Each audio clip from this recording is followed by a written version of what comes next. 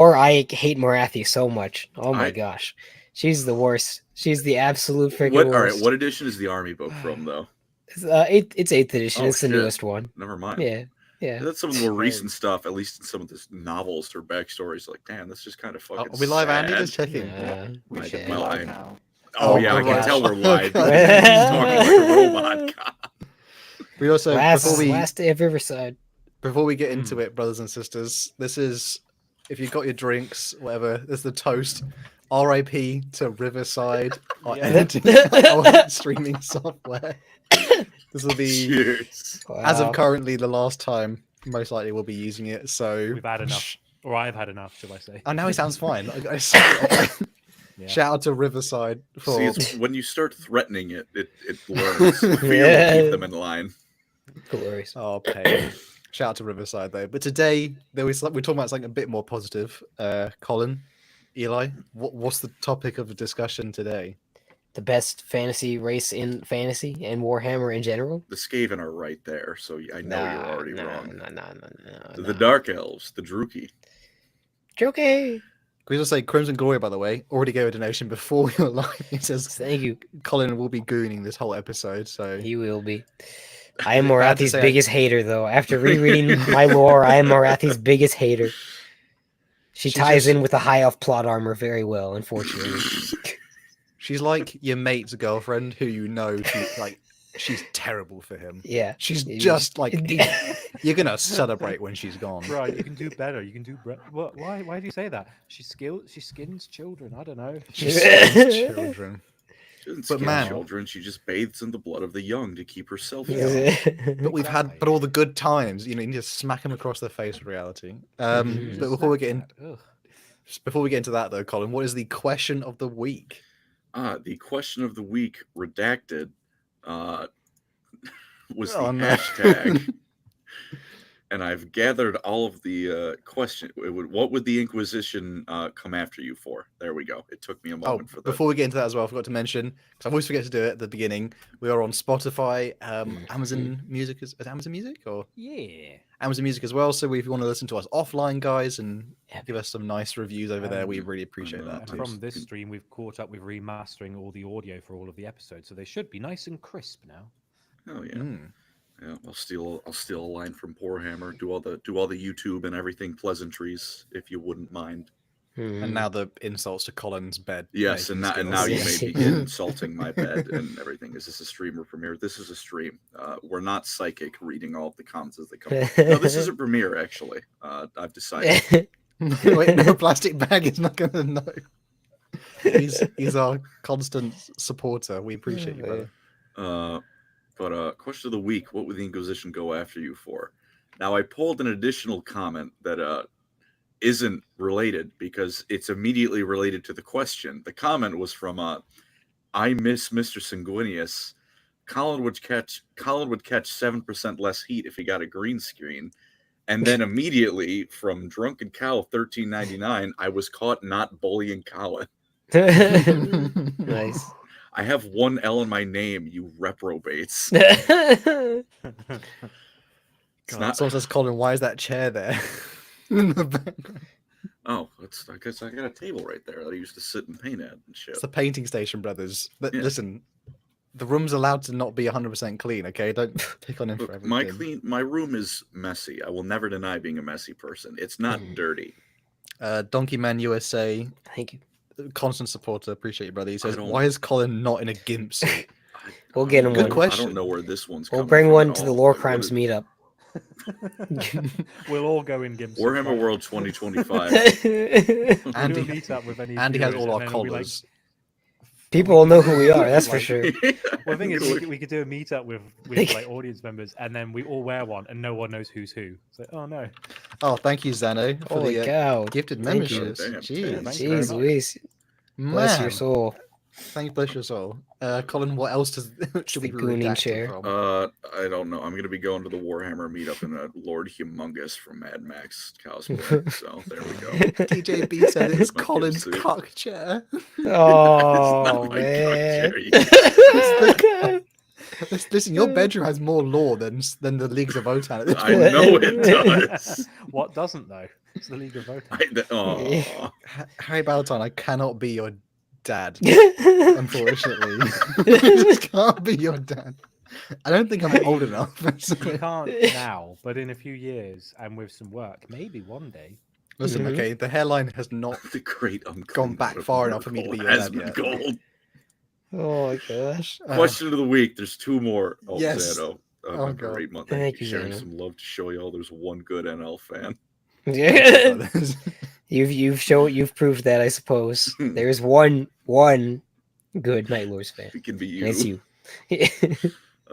Other two questions, answers. Akuma King 1. I'd be redacted for revealing that Big E is just like Colin and having a taste for elf women. You know what? I can respect that. Inherited by Gilliman, apparently, if the lore community is anything to go by. Do you know the amount of people? I've just been a thing because I'm about to drop my massive Gilliman video, and the amount of comments I said, "Yo, you better mention you've reigned." Elf. Bro, it's not happening. It's just not happening. All they do is talk. All they do is talk. Ooh, and Herbert And then it's Caffel. done. Herbert Caffel about to get me kicked off of Lorecrimes. Is AOS better than 40k? Question to you all. Yes. In my opinion. Jeez. Listen, it only surpasses them in one area, which is Models. the models for the monsters, particularly. Especially the that Slaanesh team, And I models. would just like to point out that Warhammer is a tabletop model franchise. Joseph Pollard says, if you guys can make Warhammer in-universe children picture book, 40k Fantasy or Sigmar, what would it be about? A children's picture book about Warhammer's not for children, brother. Probably like the Emperor finding his sons. Probably. I feel Ooh, like that'd there'd be be a good like one. how to praise the Emperor, and it's all like really nice pictures, but then like in the background of each picture, there's like people being pushed into like the black ships and like torture going on. It's just like just in the background, so it's subtly there. But yeah, I think I'd make a children's book about why you shouldn't go into the forest of the Empire or Beastmen will eat you. I mean, Don't go into the Drakewald. a good answer would be something about Nurglings, because they'd be giggling and having like a funny time, and like, oh, whoops, had diarrhea, and then everyone is like Pop out. happy. You know, Nurglings like do like a big old heist quest against a plague bearer or something. And then Thinking about Beastmen makes me sad. Oh, dude, fucking rest in peace, piece of chaos players. L after L after L since I started playing Warhammer Fantasy in 2012. Do you think was one person who finally switched from squares to circles only for GW to go, actually, it's back to squares with you, asshole? Oh my gosh. Holy Easy cow. fix. Oh, Bloody Shirt wow. Music Oh, gifting thank you, 5 brothers. Thank War you. Crimes memberships. Thank you very much. You guys are being very nice. And then the last question of the week, I saved the best for last, which will, I think it's the best, so heads up. Tristan Mora, 1081. I will be erased from existence for kit bashing my guard, my Imperial army into cursed canonical existence. The canonical cat girls, the Katie Nans. Okay. Very nice. Very nice. So hard not to judge. I'm trying so hard to. I'm a good person. Just judge. He put it out there. He did. You know what? I'd like a cat girl army. I'll judge it this way. Couldn't stop That's me. tame. There's Slaanesh in this setting. That's tame. Yeah, it's not so bad. Felonid cat girl. That's a terrible place. I in the sentence community, you with but it being exists. uncreative. Hubert, thank you.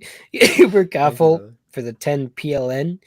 Is that Polish? I don't know, but thank you. Question is Slotty for Polish. Question is end times for 40k would be good or bad? It would be thematic. And I think yeah, that's it would the probably best be answer I cool. could give it. If they could drag it out over like 10 years, then it would be good. Because that's why fantasy end times was bad, because they did it in like 1 year. It's like 9 months. Yeah. Slowly Oh, have gosh. the Primarchs die off in like glorious battle and resolve Yeah. that, and like 9 they months should- of like they and should then have. 7 of them Yeah. died at once. It's like, oh, that was right. Yeah. It depends. Like, 9 they months of wouldn't. supplements too. It depends if they would Like, want okay. to make something out of the ashes of it, and I just don't see them doing that because the Mhm. 40k makes money just as an IP. It will always make money as an IP now. That's how they announced 50k. It's Xano again with the Age of membership. Guild. Thank you, brother. Thank you, Zeno. Thank you. Thank you. Wow. So Fuck. Harry Everybody's a Valentine says, member. "Imagine the tongue." I don't know what that was in reference to, but okay. Moving on. I don't Oh, is that- either. Oh, We got Parker Parker Summerlin. Parker. 20. Howdy from Thank Texas. you very much. Howdy. Howdy. I want to move I'm the there. only other one in America. I get to say I have the howdy pass. I don't know where I'm going with this. Someone else please read the rest. Okay, if you could take one character from Warhammer and put them in another weird/random universe, who and where would you put them? Example: I would take Rogaldorn and put him in My Little Pony universe. Very nice. He wouldn't be phased by it. He would just accepting it begrudgingly, being like, yes. You know what I mean? Jesus, good question. I'd put Conrad Kurz in the Star Trek universe, just to be like, nerds, and start like carving him up, and they're like, we need to try and talk with him, and he's just like, you can't talk to me, and that'd be quite funny. Just watching them all. I'd put Angron in Star Wars, give him something to worry about. Oh man, Darth Vader would just immediately get stomped. You could recreate his entrance to the Siege of Terror, but instead of being on the Conqueror, he's on like a Star Destroyer, just going with the axes, and that'd be good. On today's topic video, I'd put Malekith in Lord of the Rings because I think he'd make a good buddy for Sauron. They wouldn't work well still together. Solos. Samwise still scary. Yes, he does. But he would make dark. I mean, he would make actual Dark Elves happen. I bet instead of orcs. I think with that being said, though, was there one more, Colin? I mean, it's kind of cheating, but I would put Conrad Kurz into fantasy and put him with Conrad von Karstein, who's also a Warhammer character named Conrad, who's fucking insane. It's also crazy. Just one of them, like, just join the other in their respective settings, because I want to see just what the hell they can do together. I bet it'd be very creative. Until eventually there's the War of the Rad. And it's I mean, I think they both built flesh, like, effigies, so... that's full grown. Like, look what I made. It's like, oh, that's beautiful. Look what I made. Oh, I really want to see them we're vibe best together. friends. Space Marine Grombrindal would also be very nice. There's a model I would like for that. It's one of Yeah, I their- know. Yeah. I have a better answer. Gotrek in 40k though. Yeah, Oh yeah, it's absolutely. classic. Just put him in 30k so we can just end the Horus Heresy. Donkey Man USA says, I turned you. Call into a horrid Rat King escapade abomination. Task manager. Nice. Nice. I think with that being said for the question of the week, the next question of the week is, why would you draw the Sword of Cain? For everyone who's maybe just a 40k fan doesn't know the reference, the Sword of Cain is basically the murderous incarnation of the murder god of, Kayla Menshi Cain of the Drukhari / Dark Elves in both fantasy and 40k. And basically when you pick it up, it is the worst case scenario because you basically become a murder machine. Yeah. So why would you pick it up? Of course, this is... What was the hashtag we put? Is it hashtag Cain? Cane Train. Hashtag Cain Train. Not Nice. like Pain Train, but it's a That's cane. Why you pick it up? AINE, by the way. Cain. So this will be, for example, I'd pick up the Sword of Cain so I could immediately go smash my local council for denying planning permission for anything I want in the future because that's a justifiable use of force. Based. I'd steal the Sword of Cain and give it to Trazyn just to see what happens. I don't know. I feel like there probably is a Sword of Cain in 40k. Yeah. They're just It's Farsight Sword. waiting to recycle that plot line. With that being said, though, today is I was going to say Drukhari. That's not the right term, is it? Druki. No, Druki. He's This a way is cooler original. than Dark Eldar. Yeah. back before back before Sigmar became a god and started talking to dragons and stuff. Sounds like the plot of Shrek. But there was another world. There was one, the fantasy world, and there are the Dark Elves, the dark counterparts, and we were going straight into that. Take it away, brothers. We do it before I have the donations. That's what they're called. Angry Homunculus, thank you very much for the 2 European monies. Put orcs 5. into Goran Lagan. Dude, Where is Gurren that called? Lagann. It's an anime, mech anime, where the mechs get bigger the harder you believe in yourself. Nice. It's Someone was actually also talking fucking about. sick. Someone was also mentioning Tamriel. Any Warhammer Fantasy character in Tamriel would be cool. Hubert Kafal PLN 10. Thank you. Who would win, 30k Emperor or Gotrek from Fantasy? I mean, Gotrek has just pure plot armor, bro. The Emperor would win, but he'd be beyond. But that would be the thing that put him on the golden. Yeah, there you go. Gotrek coming in with a steel chair. Cool. Bloody shirt music. Thank you for the $2. I draw it to gut the Mavericks. Thank you. Sword Cape. And I don't follow sports, so I don't know that much. So, But American politics football is very team. funny. It's Or the some Dallas hockey. Mavericks. They won their Dallas. last. Oh, are you a Timberwolves fan? Is that why? I haven't even heard of that I team. don't know why, but screw the Giants. That's the thing, isn't it? Don't they always win? I thought it was the Red Sox were supposed to not like. Oh, That's they baseball. baseball. Yeah. Yeah, both of those are baseball. Same thing. It's No, this is basketball. Oh, this is basketball. I thought, okay, this was football. Giants are football. Red Sox are baseball, and Yeah. the Mavericks. Mavericks are baseball. Okay, I'm sorry. all Is right. this some American? Oh the my Mavericks gosh, are man. basketball. Do you call Okay, it American okay. basketball as well? Because it's like different rules or something. American ball. Okay. Oh my gosh. Okay. H. Mealhoff, thank you for the 5 BGN. I'd put Lucius, Angron, Tyvis, and Armon in some Spider-Man media. That'd be awesome. Dude, Spider-Man wiped the fucking floor with them. I'm not sure how you want to see Spider-Man inverted anus first. By Typhus, though. There's all sorts of weird magic shit in Marvel. He can do it. Mhm. All right, let's talk about Dark Elves. It's Lucius the Right. Eternal turning up and going, "Hello, Peter." It's like, what? Who the fuck are you? Anyway, All right. Dark I Elves, gotta the move on. I actual gotta move on. lore. Dark Elves. Welcome to the content now. I'll just I'll pass the Eli in a minute. We're gonna do a quick little summation of the Dark Elves. So because they're one of the elf factions, we naturally need to go back to the very beginning of Warhammer Fantasy's lore. Maybe not quite. A little bit after. So Old Ones made all the elves. It was originally just elves. There was no wood elves, high elves, dark elves, just elves. Demons invaded, and the Old Ones pissed off, and the elves were left to fend for themselves. And they weren't doing too great a job of it until a dude named Anarion grabbed that sword of Cain, which is why it's the question, and eternally cursed his bloodline to want to be just like great To be granddad. cool and epic and based. Yes, to ruin everything they have going for them and grab the sword of Cain. Nuh-uh. To eternally stub their toe when they leave the front door.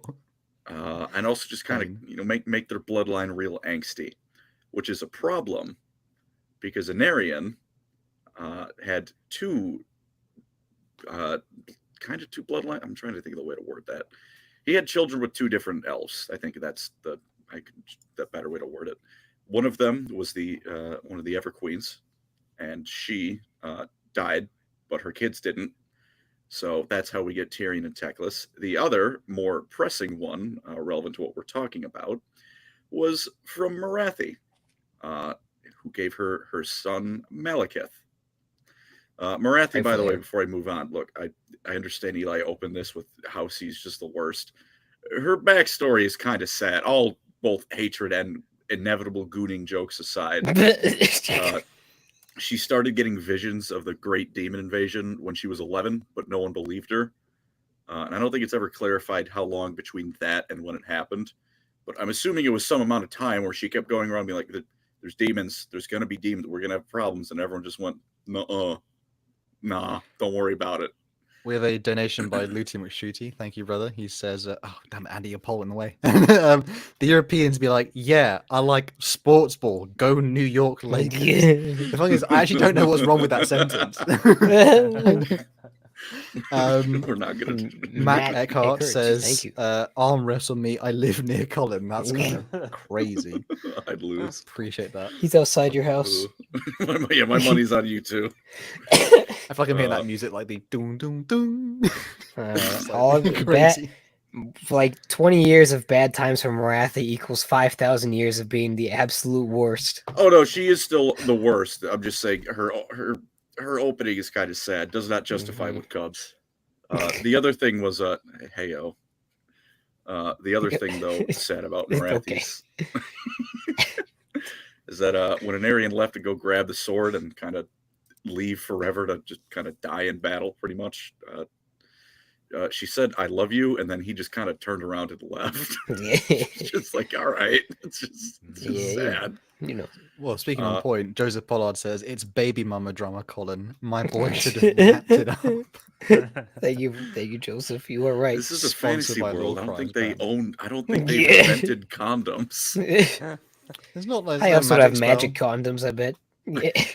Yeah, but then in medieval times they used to use like pigs in Sheepskin. Yeah, that's They Intestine. true. found a way to do it. It can wrap a sausage. It can wrap a sausage. We got I Dacon think they had 83. bigger problems. Thank you for the Sorry, fellas. $4.99. Just finished collecting all Warhammer Fantasy books. All of them. Rip Wow. bank account. Pretty sure it's someone's scroll wheel that sounds like the imp from OG Doom. What? Wow. So this man has 150 books. That's Ima- impressive. Imagine collecting a dead setting. Moody McShooty. Okay. Calm down, Hal. Calm down, So, Warhammer 40k player. Pain though. Moody McShooty, thank you for the $2. Don't be silly. Wrap your willy, my guy. And an Aryan He probably was. should have, but you know. It's okay, because either way, the Civil War wraps up. Marathi is, unfortunately for the world, survived. And with some help from some demonic friends, because Dark Elves are from that wonderful age of Warhammer fantasy where people that aren't humans could worship chaos. She started the cults of pleasure up in Ulthuan, which were just really Slaanesh cults. They did kind of retcon it to be the Dark Elf guy. I cast fetus. Shall I deletus. read? I don't even saw we Thank could read you, that. angry homunculus. Thank you, angry homunculus. Fetus deletus. Nice. But yeah, worship of either a dark god of pleasure or the dark goddess of pleasure. Malekith was a cool dude for a while, made friends with the dwarfs, was present for the High King of the Dwarfs' deathbed at the time. Shout out to Snorri Whitebeard. He's a real one. Shout out to as well Bloody Shirt Music for the membership donation thank as you. well. Thank you, Yes, brother. thank you very much. We Thank you will very we will much. give you a Viking burial just like Snorri deserved. Indeed. And then when Malekith got home, he was told to deal with those cults of pleasure, and he found out Mommy Dearest was at the head of it. So after some convincing, depending on which edition of the lore you're reading, that convincing could have taken place in either a conversation or a different sort of encounter. And Yuck. he decided he was gonna run for the Phoenix King because they passed him up for someone else. His plan to do this, him and Marathi, was to accuse the current one of being the real head of the cults of pleasure based on the evidence of, trust me, bro, I'm Malekith, I would never lie to you. When they told him to fuck off, because obviously he walked into the fire of Assyrian to prove that he had what it takes to be the Phoenix King. And then Assyrian lit him on fire and he burnt to death almost. Aw. Wait, does it? A quick question. They said like they accuse him of being in charge of pleasure cults. Yeah, Do they tell assume Shannara. they assume it's Slaanesh cults? Pretty much, I believe, at least at the edition, like when this was all coming about, yeah, it was explicitly Slaanesh worship. Which again, it's more for reference. Like basically, I know, has it not happened yet? Where Slaanesh feasts on their souls? She likes elf souls, but it's not like in 40k where it's just you're an elf, you die Yeah. instantly Slaanesh time. Oh, but so like elves are like delicate, like a delicacy for Slaanesh. She's like, yo, that's my like Yeah, my god tier go to meal. it's like it's Can't it's, be a, eating it's her dwarves. favorite snack, but it's not Eldar where you die. Well, have The fun. elves are in a much better spot in fantasy than Yeah. they are in 40k. They're like Uh, pre-fall Eldar. Yeah, and so a little bit of a civil war happens after Malekith is rightfully burned for being the wrong Phoenix King. He was rejected by Assyrian. What's the Bad term? He got Phoenix King. crispied or something? Yeah, Like- he was Kentucky Fried Phoenix King. Kentucky Fried Mhm. Phoenix. And He the was Dark a Elves zinger lord. were pushed off Ulthuan and fled to the continent of Nagaroth, which is Warhammer North America. The worst case scenario. Hey, it's Hey, a nice place, hey. all right? Hey, it's a nice Only- place, eh? The only thing growing there was capitalism and burgers. Oh man. I'm There joking, used I'm joking. in old lore there was human tribes in the regions the Dark Elf landed, and then there wasn't after the Dark Elves were done. I think in the new lore, it was just they just kind of showed up and were like, "All right, this is ours now," and that was the end of it. But that's the basic origins of the Dark Elves. Eli, why don't you take it away for a bit? Do you have a message that you want to say before I go look at my Google Doc instead of your screen? Yes, I would like to say that I think Assyrian really should have just burned Okay. Malekith fully to death. Okay. Well, first of all, Ludi McShooty, 499, thank you. Fellas, I'm still waiting for Andy specifically to read the Epic of Boingob. Out here edging me on content. I don't much appreciate it. But by the way, Jesus. I am dead. Bro, we're like 20 minutes in. It's over for Andy. Crimson Glory, member for a month, thank you. I will fly to Europe, pal.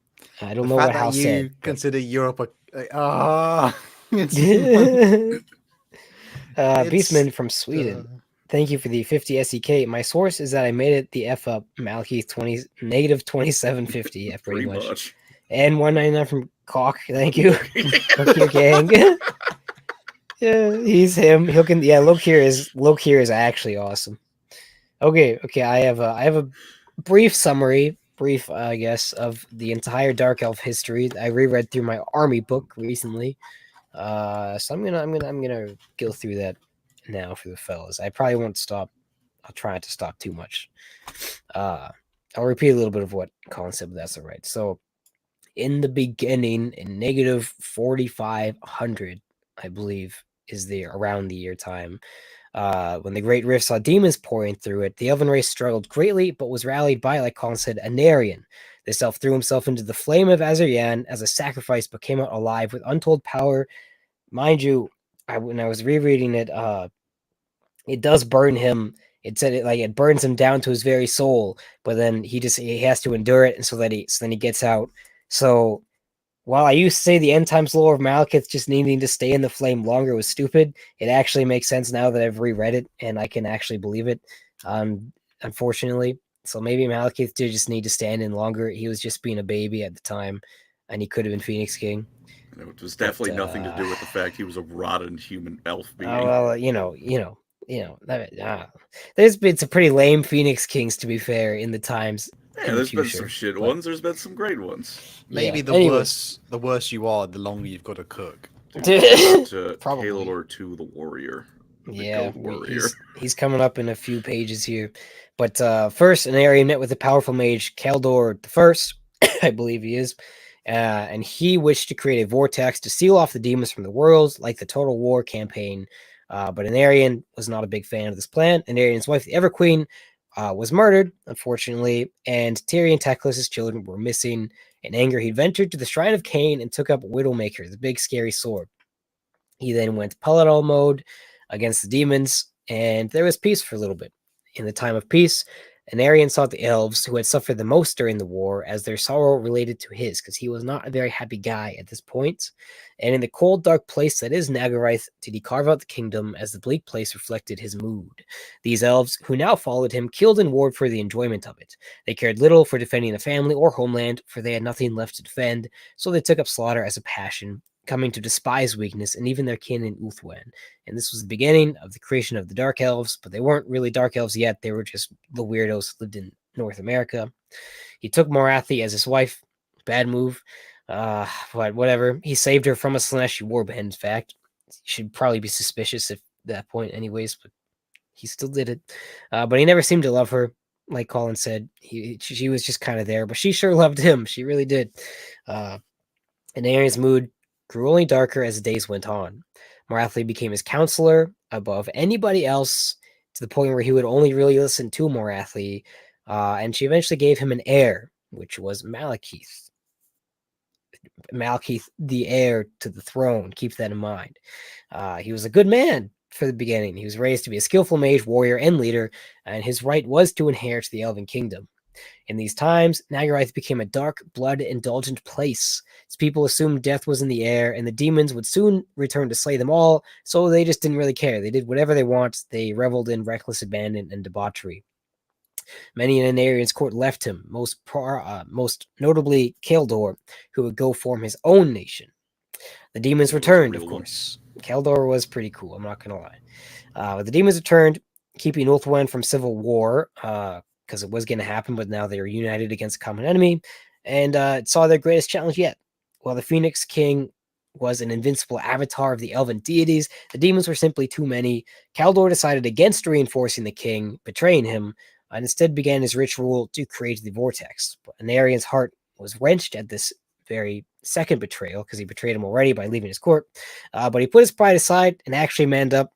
He chose duty instead, and his troops rode to Kaldor's side despite Morathi's pleas for him to stay.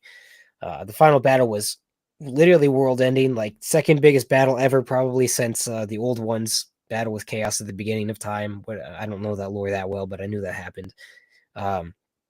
It was kind of like the War in Heaven, but for elves and on one planet. So not really comparable, but whatever. The elves and Nagarites, just very quickly by Josh. That's very weird. It's a very ordinary name. I'm not used to that. Josh says, "Look up female kith by Frost." I'm not looking it up. I'm not looking that up. Another one by Thank you for Bloody Shirt Music. Thank you, Bloody Shirt. Andy, can you use a hotspot off your phone for better connection? I'm going through bad take with. Oh man. Well, Andy's the bad. I mean, after all the tier lists, I can't. That makes sense. Where what was I talking about? It's talking about the final battle. Oh, we have another donation before that. Dacon83 for the $10. Thank you. Belshazzar was incompetent AF. We just got done having a war against demons, including demons of Slaanesh. So no, I won't have Morathi executed for creating cults that give them power. Yeah, Belshazzar was a chump, but we're not at him quite yet. He deserved what he got. But he got what Malekith should have freaking inherited, but whatever. Doesn't matter. Doesn't matter. It's all right. It's fine. Jeez. Oh my gosh. I hate high elf plot armor. Oh my gosh. So, and like plot armor. The words in the lore literally says that words cannot describe the deeds of Anarion during this battle. And at the end, 4 greater demons pledged themselves to one final assault upon Kaldor, and only Anarion was in the position to stop them. Upon his dragon Ingdragnir, he battled them and saw victory, yet he and his mounts were both mortally wounded. And greater demons are a lot scarier in fantasy than they are in 40k, I'm pretty sure. I mean, I guess they're probably similar, but in 40k you have Grey Knights who just solo them because they're Grey Knights. But in fantasy, a greater demon, like, That's I don't just know, you. probably enough to it's enough to defeat like a quarter of an army by themselves, if anything, if not more. I would assume.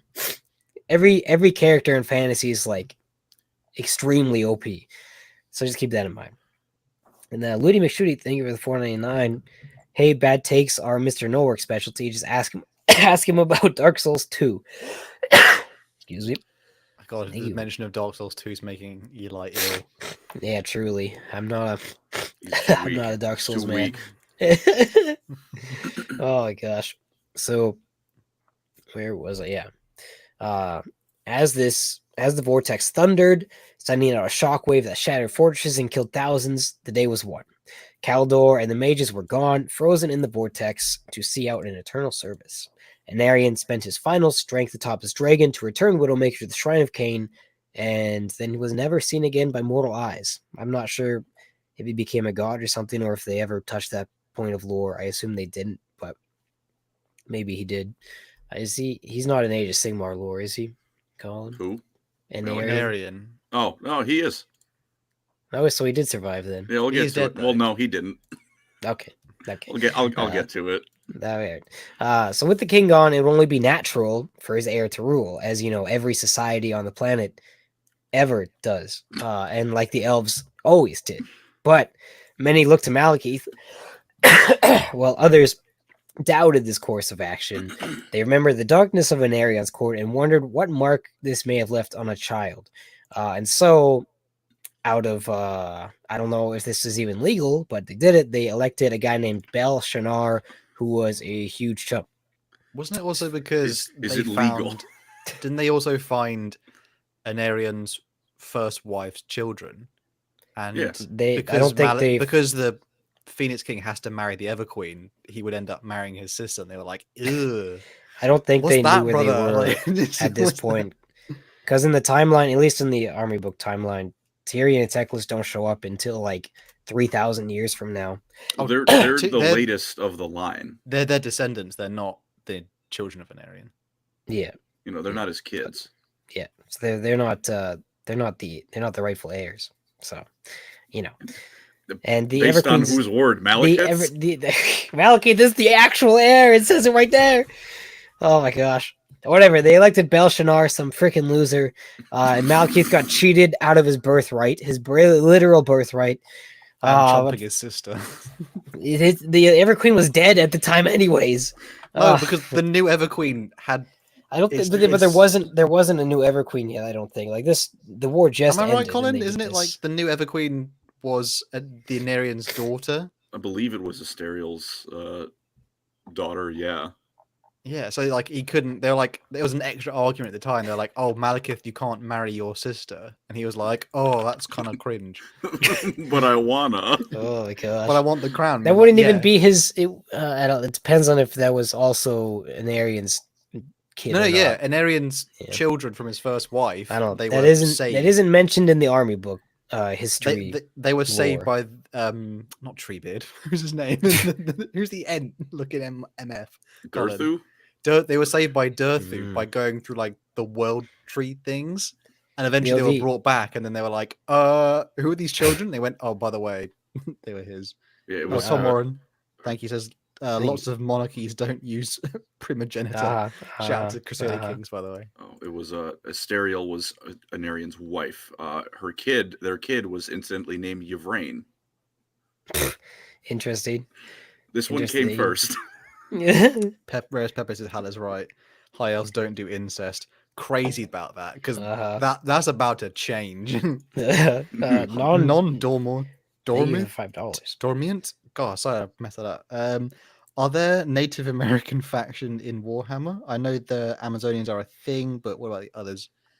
Not. I mean, not I really. don't know. I think there was in old lore hints that one used to exist before the Dark Elves came and Dark Elf Mhm. them to death. you could mean the Then they got rid of that.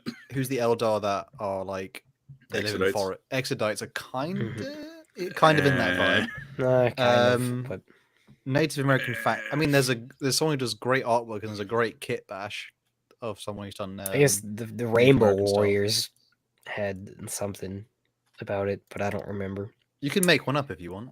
Yeah, Warhammer. literally. What was I? Okay, so Belshazzar was elected. We still haven't got past that. Holy cow. Okay, for years to come, the elves reveled in victory, and pleasure cults from Nagarites spread across the entire elven kingdom. Anarchy soon ensued, and the kingdom that was fought so hard to save was on the verge of collapse. Thankfully for them, this was all planned out by Malekith and Morathi, of course. Malekith would come in and save the day eventually, but for now, he spent his time traveling the world, marrying a priestess in Tor Alessi, where he fought many battles against chaos beasts and orcs. During these deeds, he became friends with the dwarves, and Belshazzar soon appointed him as the ambassador to the Dwarven High King. He continued his travels all across the world to realms now long forgotten. He claimed his father's armor, and in a dark, lost fortress in the north, much like a lot of people's problems seem to come from, he found a powerful, dark relic and picked it up and decided to use it. Shit up. This was the circlet of black sorcery, which would spark an obsession with magic and damn Anarian's heir to what happens next. He would eventually return to Ulthuan that was in desperate need of a savior. How convenient. Malekith saw victory after victory, weeding out and destroying cults all across the land, but many more would always pop up, and they would somehow never fully be destroyed, because in the shadows, he and Morathi schemed together. When the cults were traced to his mother, he denounced her and demanded her imprisonment, but was all part of the plan to win over the people, along with his stolen birthright. Holy cow. Mentioning Morathi really does make you ill. Yeah, apparently. Jeez Louise. Keep your suit, brother. Yeah, soon. You know what? Here, you guys talk about something fun. I'm gonna go get something to drink so that I stop koofing so much. There's something cool, literally, which I want to mention about Nagaron. Is it what's the northern Nagarith. No, it's the northern part of the donut bit. With That's Nagarith. Nagarith. They named Nagaron like after it. Because in Nagarith, the elves that I'm pretty sure that live there, they're the ones that like essentially, well, they all become mostly dark elves, but they're the ones that have like the black hair and they're like, the like paler skin. elven night lords that just live to kill dark elves. Who's the guy with the bow? Alethanar. Alethanar. He's the one who's still like. So that even in like that area, just to mention, like that's like kind of the richer area, and there were loads of people who lived in the north as like a sort of reference for that area of Mordor. So I'm a healthy individual. So when like Malekith could You, Andy. draw on resources and armies, that whole region was full of elves who were like, "Oh my god, it's our friend who looks like us, and he's like our savior, and he's like our homeboy." So you know, they're pretty much ready to go. Completely unrelated story. Now that I have to get freaking 14,000 steps a day, I walked to the Circle K, which is like the gas station. Yeah, and we got some of those in America. In my hoodie and sweatpants. I was unshaven and unkempt, and I bought 3 monsters and a diet A&W. I figured that was very gamer looking of myself. And I felt a little silly, but they sure do taste good. Have you done anything like recent news where someone who left shit stains at the fucking Warhammer tournament? What? It was on the back of chairs. You've not seen that picture. Oh, come on. Just shower. Just shower and wipe. What is wrong with these people, man? My Warhammer, God, no. Chaos fans always like to pretend they would be anything but a Nurgle follower.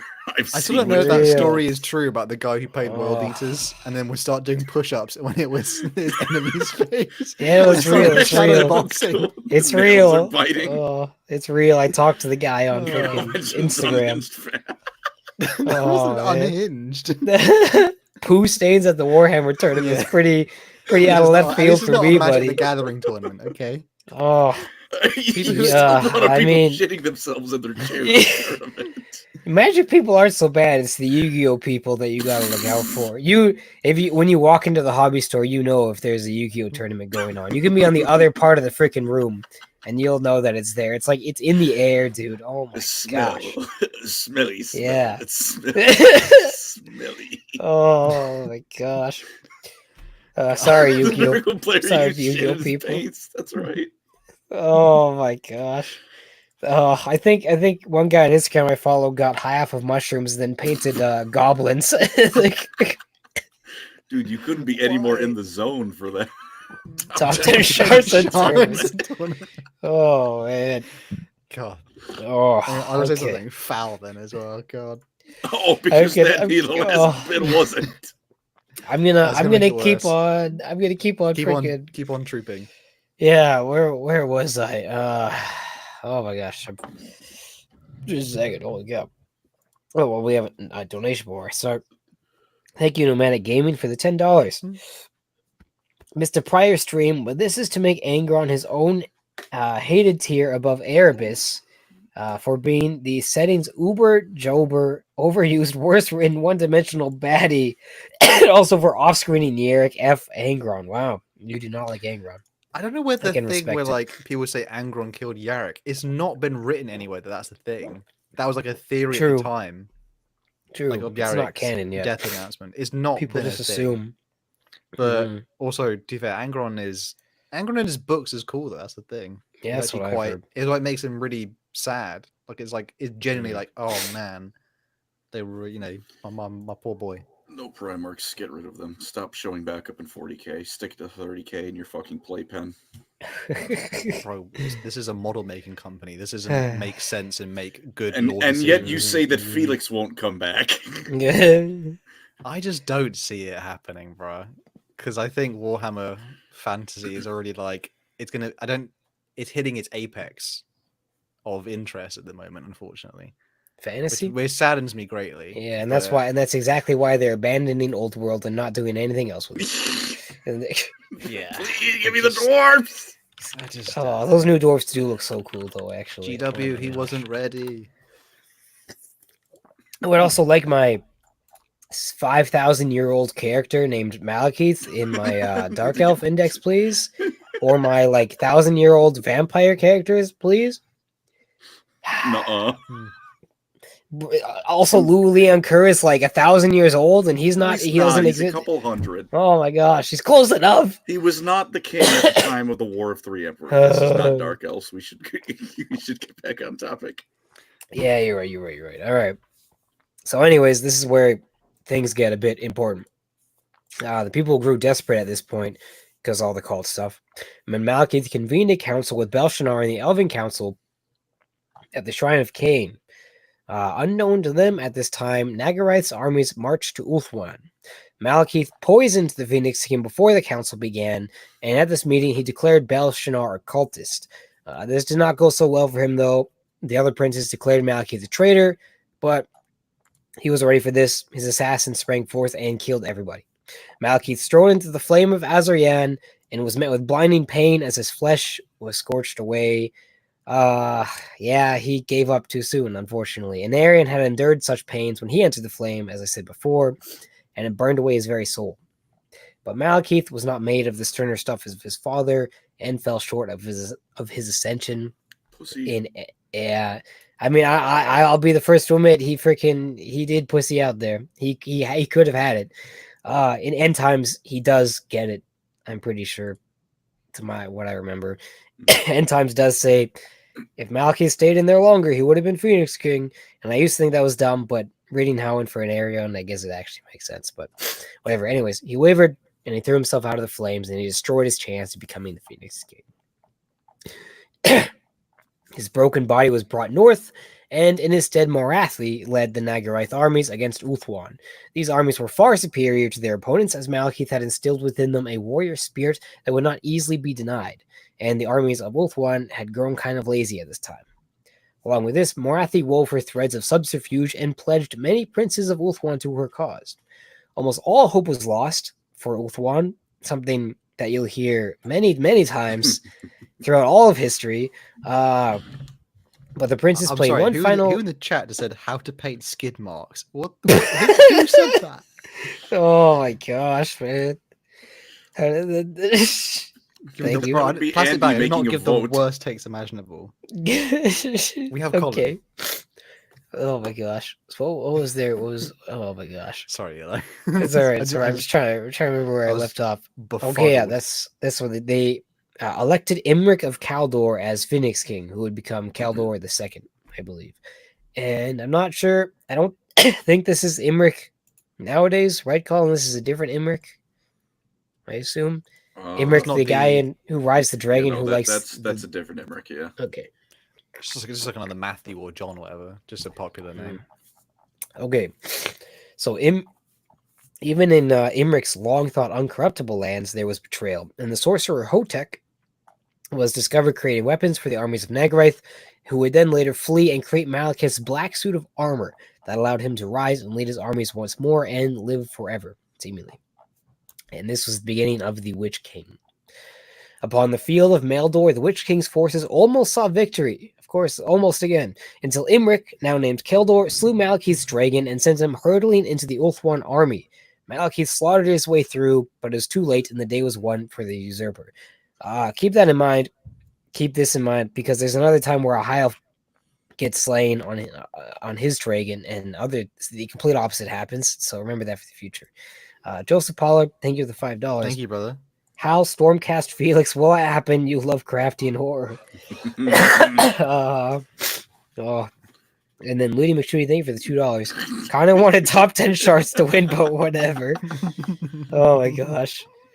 Oh, okay. Malekith and his forces fled, and this brought him the realization that Ulthuan would never be his, and the realization brought a cold hatred the likes of the world had never seen. I thought I saw my name. All right. The Witch King decided on a final plan to destroy the vortex. One sorcerer of his court saw the madness and swiftly went to inform Kaldor, whatever. The mages of Ulthuan and Nagaraith battled for control on top of their towers in a Gandalf versus Saruman fight. If you remember the Saruman scene where he's calling down the mountain on Gandalf from all across the world, and that was these two guys were yelling at each other from two towers across the world. Next Remembrancer video. Heal my depression. I rated Riverside HQ. We should raid Riverside HQ in Minecraft. All right. So as this happened, the vortex weakened, but first to emerge was Kaldor Dragonshammer, the first, and instead of the demons for whatever reason. And his mages swiftly ended the conflict and resealed the vortex. But the backlash caused a cataclysmic tidal wave that engulfed Tiranoc and Nagarath, and with the rest of their power, the sorceresses dislodged their kingdom to ride out the storm into the dark lands of Nagaroth. Those are the Black Arcs. That's how the Black Arcs and the Great Cities were formed.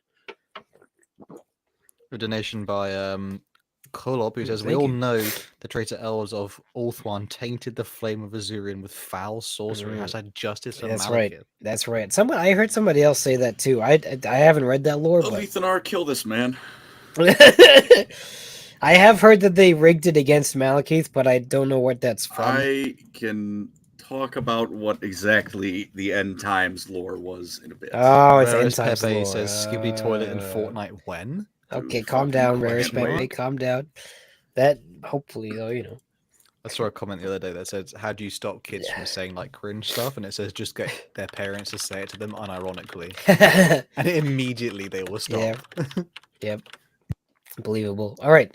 So as they reached faraway shores, the cities lodged themselves, and they began the founding of Nagaroth. Nagaron itself is the capital, but Nagaroth is the whole region. It was to be a capital that would rival Ulthuan itself, and for its constructions, countless slave ships were sent off to the barbarian lands. These ships would return with hundreds, even thousands of slaves, thus beginning the dark practice.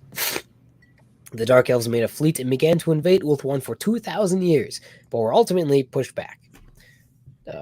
Parker Summerlin, thank you for the $5. Live from the Black Library, made a Thank you, video brother. about the Raven Guard having Native American inspiration, so that's cool. Thank you, Bloody Shirt Music, for the 5 Warcrimes memberships. You guys are balling. Everybody's a member Appreciate today. you, brother. Thank you. Seriously. Thank you. Thank you very much. Okay, so Keldor himself was sailing home, and he was caught in a storm that Morathi made, and her coursers came to capture him. Instead of being captured, he leapt into the sea wearing full armor. Good for him. I wouldn't want to be captured either by the Dark Elves. So now Keldor II is dead. For a while, both sides looked inwards, but Malekith was not idled. Some Dark Elves disguised as High Elves attacked the dwarfs and committed atrocities against them, which would then spark the War of the Beard, because the dwarves blamed the High Elves for these things. The High Elves didn't want to take the blame, and they were being all pompous about it. And so the elves and the dwarves fought one of the worst wars in all of Warhammer history, and a lot of people died. I literally don't know how this didn't make the Dark Elves win, but it's whatever, it's fine. But anyways, Because this was right after they got done getting their asses beat in Civil War's opening. But while Ulthuan was vulnerable, Malekith took his armies and they retook the Shadowlands, which was Nagaroth, building an Arian's fortress anew. I don't know why I'm koofing so much. For a few centuries, they held out.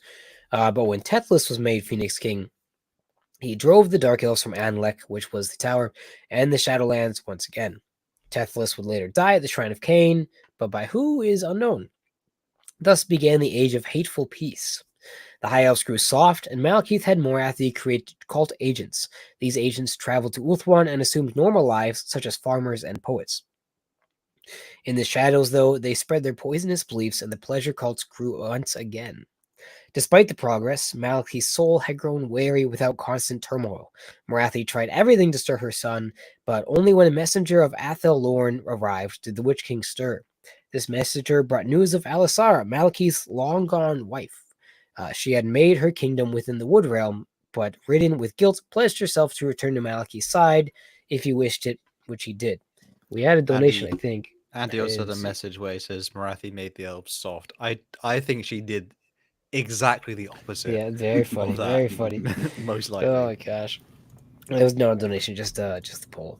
So this is the beginning of Morathi's string of ruining everything. Because Morathi caught wind. What?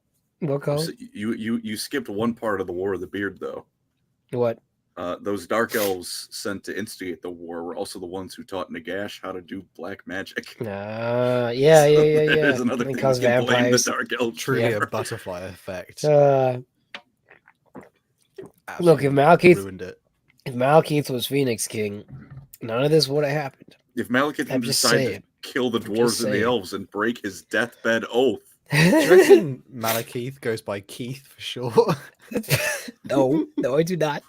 I think No, it's I do not. Malekith, so no. Oh, it is Malekith. Maybe That's it's true. not as intimidating, so he dropped the Keith bit. Oh my gosh. Okay. So, anyways, Morathi, despite Malekith trying to hide it from her, Morathi caught wind of Alicera coming to see Malekith, and she sent a maddened high elf lord to the shores of Bretonia, where he and his armies slaughtered Alicera and her escort. This was the one moment Malekith had for redemption. He had one last spark of warmth within his heart, because this like kind of reawakened it, that he knew of his wife returning. But Morathi brought him the news of her death, and that last bit of warmth died forever, and it sealed his fate and made him a big villain for all of eternity. Thanks a lot, Morathi. Thank you, Crimson Glory, for the $5. Elves Thank you, being the brother. worst, par for the course. Fair enough. So, Malekith's rage was great and swift. A war council was held that night. Sorry. Sheesh. And 8 of the lords at the war council were slain, as they had been squandering their time fighting each other in Malekith's absence. Entire noble houses were wiped out overnight as the Witch King purged all of Nagaroth. In Ulthuan, the new Phoenix King Aethys was a weak man who allowed his society to find more in arts than that of the martial arts, I guess. Under this culture, the cultists were able to easily spread their influence through these arts, and Malekith issued the order for them to strike. All across Ulthuan, nobles were found dead in their beds, and rampant crime raged. Thankfully for the High Elves, once again, a secret society of warriors had been preparing for this very moment, and the Sword Masters of Hoeth sprang to action and sent the cults back into the shadows. Of course, new cultists were sent, and one even secured a spot as Aethys' chancellor, poisoning his every deed. By the time he was discovered, Aethys was already murdered. Malekith also discovered Morathi's hand in killing his wife, and so he sent her to the deepest dungeon for 1 single year. And after this, he decided on no further punishment, but promised obliteration if she was found meddling in his destiny again, because he overall decided that the event made him stronger. After Aethys, Morval became the Phoenix King, and he quickly sent armies to Nagaroth in retaliation of all that occurred. Malekith's armies were ready, and they were built anew, and when the elves arrived, they were absolutely destroyed. The Witch King then used this to his advantage and sailed for Nagaroth to once again rebuild Anlek. Once again, the Dark Elves crashed their army against the Griffin Gate, which is what they weren't able to get through before, and it was now largely held by an emergency militia, so very inexperienced troops, just farmers and bros. Slowly, the inexperienced warriors were grinded down as Malekith racked the Phoenix King's dreams with nightmares. Morval emptied the treasuries to rebuild the fleet, which cut off the Dark Elf supply lines, and this forced Malekith's hand to lead the final assault. He personally did from the front, but he was defeated just barely when Menthius of Keldor arrived at the last second, wonderful, with a relief force. For 3 centuries, they then skirmished in the Shadowlands until Menthius pushed the Druki back to the gates of Anlek. This battle lasted for weeks, but was ended when Menthius was slain, making his dragon go berserk. And this is like the worst writing I've ever read. They killed the commander, and so his dragon got mad and destroyed like half the Dark Elf army and the fortress itself, and so then they lost. I think that's so dumb. That doesn't make any sense. How would that not just happen before when the commander was alive? Whatever. They needed a reason for the Dark Elves to lose. It's fine. Thank you, Thank you, Ben. Crimson Glory. Yeah, thank you, brother. He says, just donating for Andy's fancy sassy-centric attire fund. I'm True. missing it this time. I'll have to take a look back. Thank you for the $5. Morval quickly succumbed to despair. That was Phoenix King after these events and committed suicide. Malekith had lived through the passing of 7 Phoenix Kings now, and he vowed to see the last one perish, no matter how far into eternity that would take. And he actually, ironically, he becomes the last Phoenix King, I do believe, in the end times. The age of glorious torment began, and Malekith set his eyes beyond Ulthuan into the wider world. He sent out the many admirals, and competition between the noble families began. It was a time of discovery and opportunity, and all Dark Elves could make a name of themselves and make something of themselves in these new worlds, as the opportunity to find Basically, unlimited free labor and riches in these new worlds was pretty great for these guys. This was their coming to America, but a lot meaner. The Dark Elves grew incredibly rich as they plundered Bretonia, Tilia, and the likes, creating the largest, most glorious fleet their people had ever seen. Druchii ships began to shadow high elf trading vessels to discover their closest allies, who they then poisoned with words or literal poison. Dark elf influence spread across the globe, and it is said Malekith was informed of a high elf ship's landing before the Phoenix King. For centuries, he played his pawns against the kingdom of Ulthuan, sending out the world's armies to raid and pillage the high elves. Despite this, Finnabar, who was a pretty cool guy, I'm pretty sure. I don't know his lore that well, but I know that he was a good Phoenix He's King. a cool dude. Yeah, he had made the new Phoenix King, and he rallied his people that saw unity they had not seen since the days of Veneria. Malekith once again prepared to invade Ulthuan, and this time with northern allies. The Norskins had arrived to attack Nagaroth, but Morathi swayed them to the Druchii side. They breached the High Elves' lands, and Malekith sought the slaying of Alariel, but she evaded him at every turn with the aid of Tyrion. Even his 4 greatest assassins failed, so he turned to desperate measures and contacted Nakari, the greater demon of Slaanesh, and struck a deal with him. Throughout all of Ulthuan, the Northmen and Dark Elves took victory after victory, slaughtering the seemingly unlimited supply of High Elf defenders. Unfortunately, Nakari had been banished because I'm pretty sure Tyrion just wins every single battle that he's ever in. I had assumed that there's more lore about that in the High Elf book. But He's Nakari, Tyrion. He's him. yeah, he just wins, except for one time, but that's coming up, and it's so awful.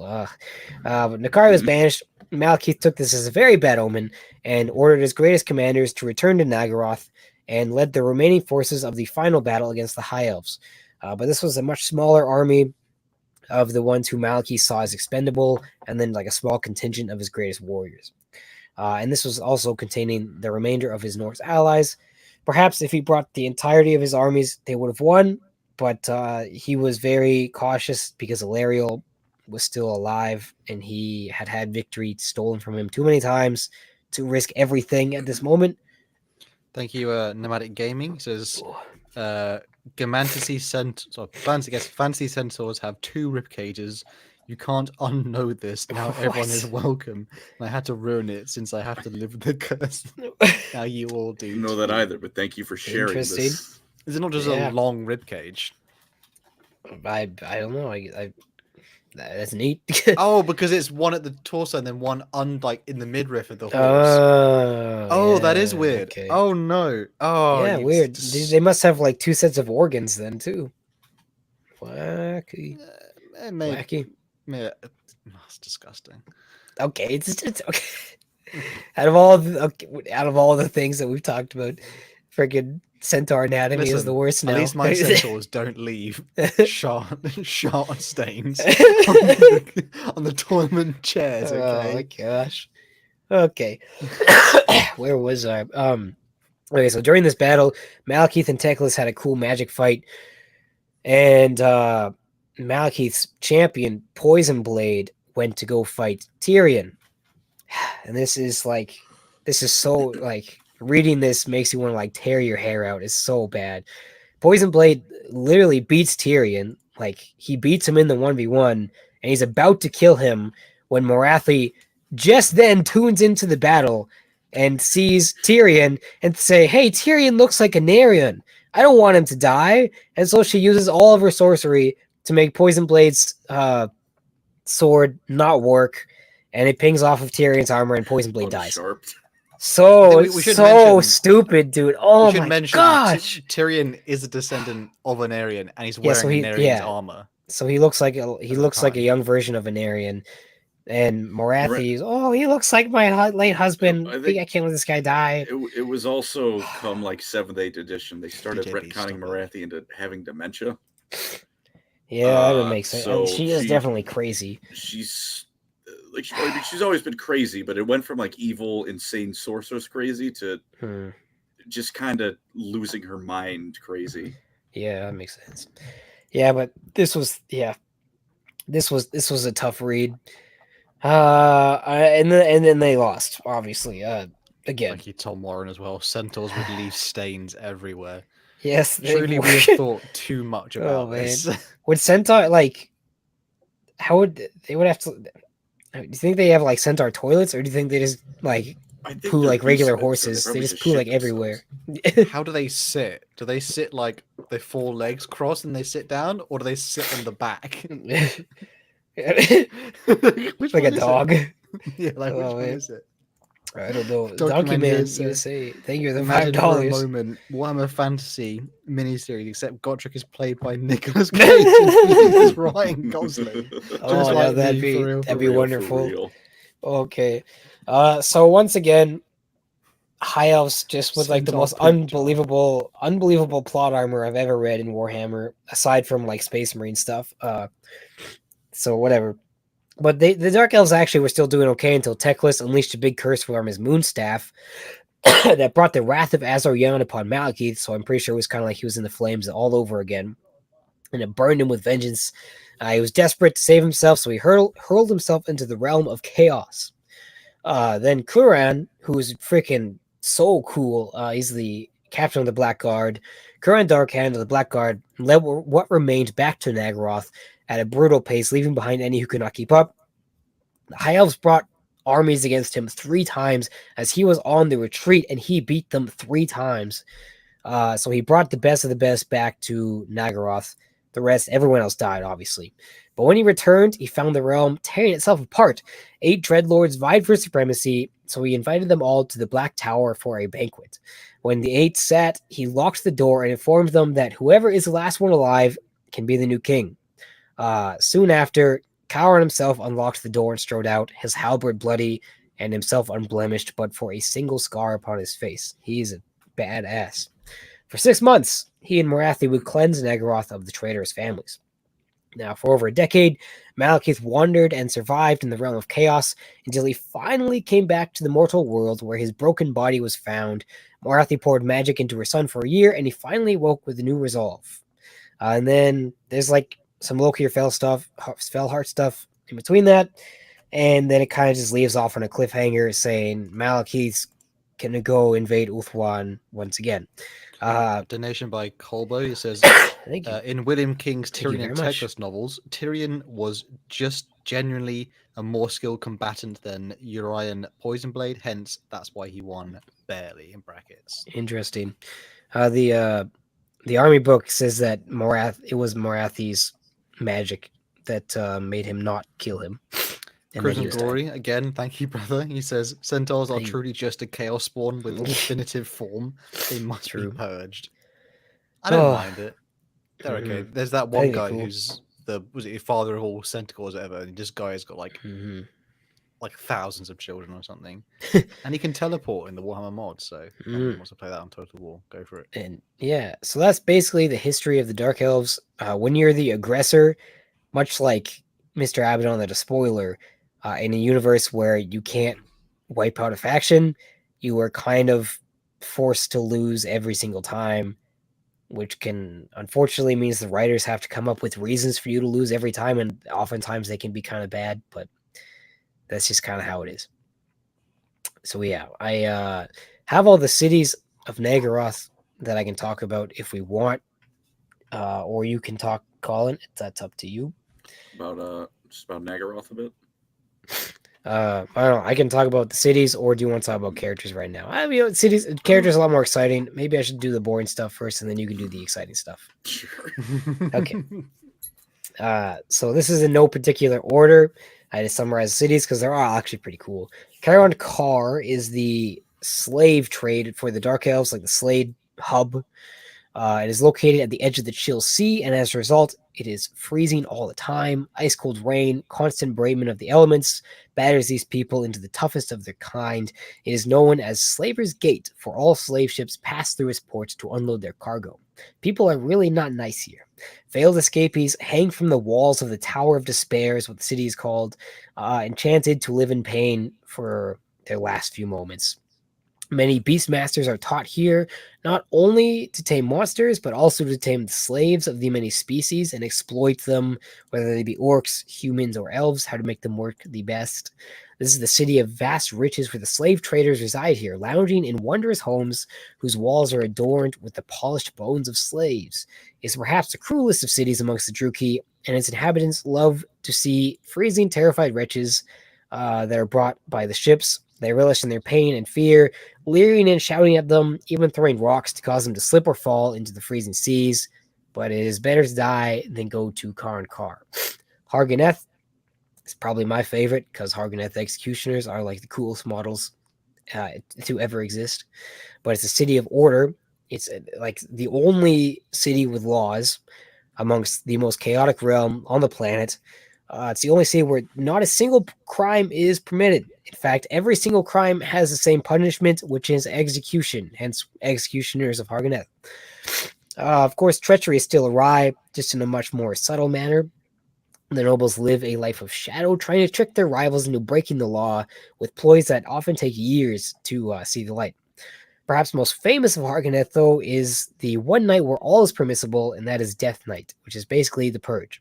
The gates are sealed, everyone's trapped inside, and all the slaves are set loose amidst the streets as the revelry begins. Slaughter, sacrifice, and cannibalism run rampant as the city fills itself with sweet crimson.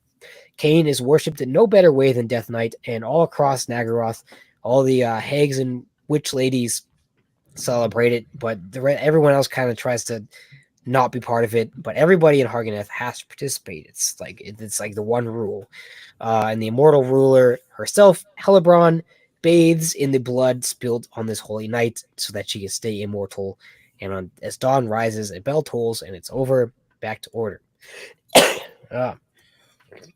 She's the one who gets really disgustingly old, isn't she? If Yeah. she doesn't immediately bathe in orphans. Yeah. At the drop of a hat. It must Pretty be. much. God forbid a woman have hobbies.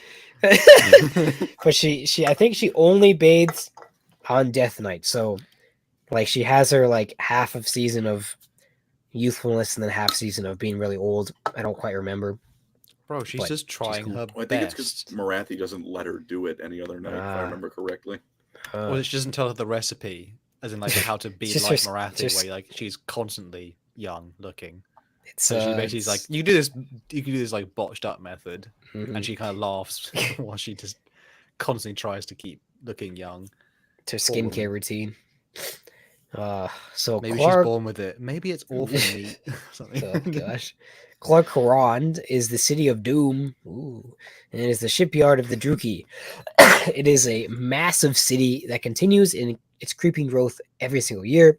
The black timber used to build the grand fleets are harvested from the neighboring pine forests of the Dusk Ridge. They worship Anath Rama, goddess of the savage hunt, and their location has gained them the greatest access to the horrific war beasts enjoyed by all the Dark Elves. Charybdis, Harpies, Manticores, Hydras, Cold Ones, and also like ancient Leviathan creatures the size of cities are bent and broken here. And the Beastmasters of Clark Harand are famed for their services, and they're highly sought out by dreadlords. Every year, the contest of claws is held between Clark Harand and Karn Kar, which is a great competition of Beastmasters. The two cities share a grand rivalry. Hey, Grief is the city of shadows, and I'm pretty sure this is where Malice Darkblade is from, if I'm not mistaken. It is a realm. It's basically the Underdark from D&D. It's built at the bottom of a lightless cavern, and it's multi-leveled with lots of twisting walkways going through, and some of these like walkways or platforms are entire like towns in themselves. They're made of stone, bones, spider silk, all that. Very Drow-esque, in my opinion. And in the darkest depths of these caverns are the mines where the slaves dig deep within the warpstone-infested tunnels. Because of the warpstone, the slaves are corrupted, and when they die, they are reanimated by the warpstone, and they have to work until they decompose. So they work for a very long time. It's not a nice place to be. Even the Dark Elves there don't like it, so it has the most people volunteering for military service. They don't even need a draft or like forced conscription because everyone wants to get out. But as a result, it has some good soldiers. Grond is the Tower of Prophecy, where Morathi rules and hangs out. It's also the cool battering ram in Lord of the Rings. I was about to say, yeah. One of the 'Cause hardest scenes It's ever. renamed after an old Balrog, wasn't it, as well? Was it Yeah. Grond, the father of Balrogs? I think so. Who didn't have wings? Maybe. I don't Because remember. he Lord was of the Rings first lore. Balrog. People in the Mm. chat maybe correct us. Was Crimson Glory says Thank Dead you. Night sounds like every night in Chicago and LA.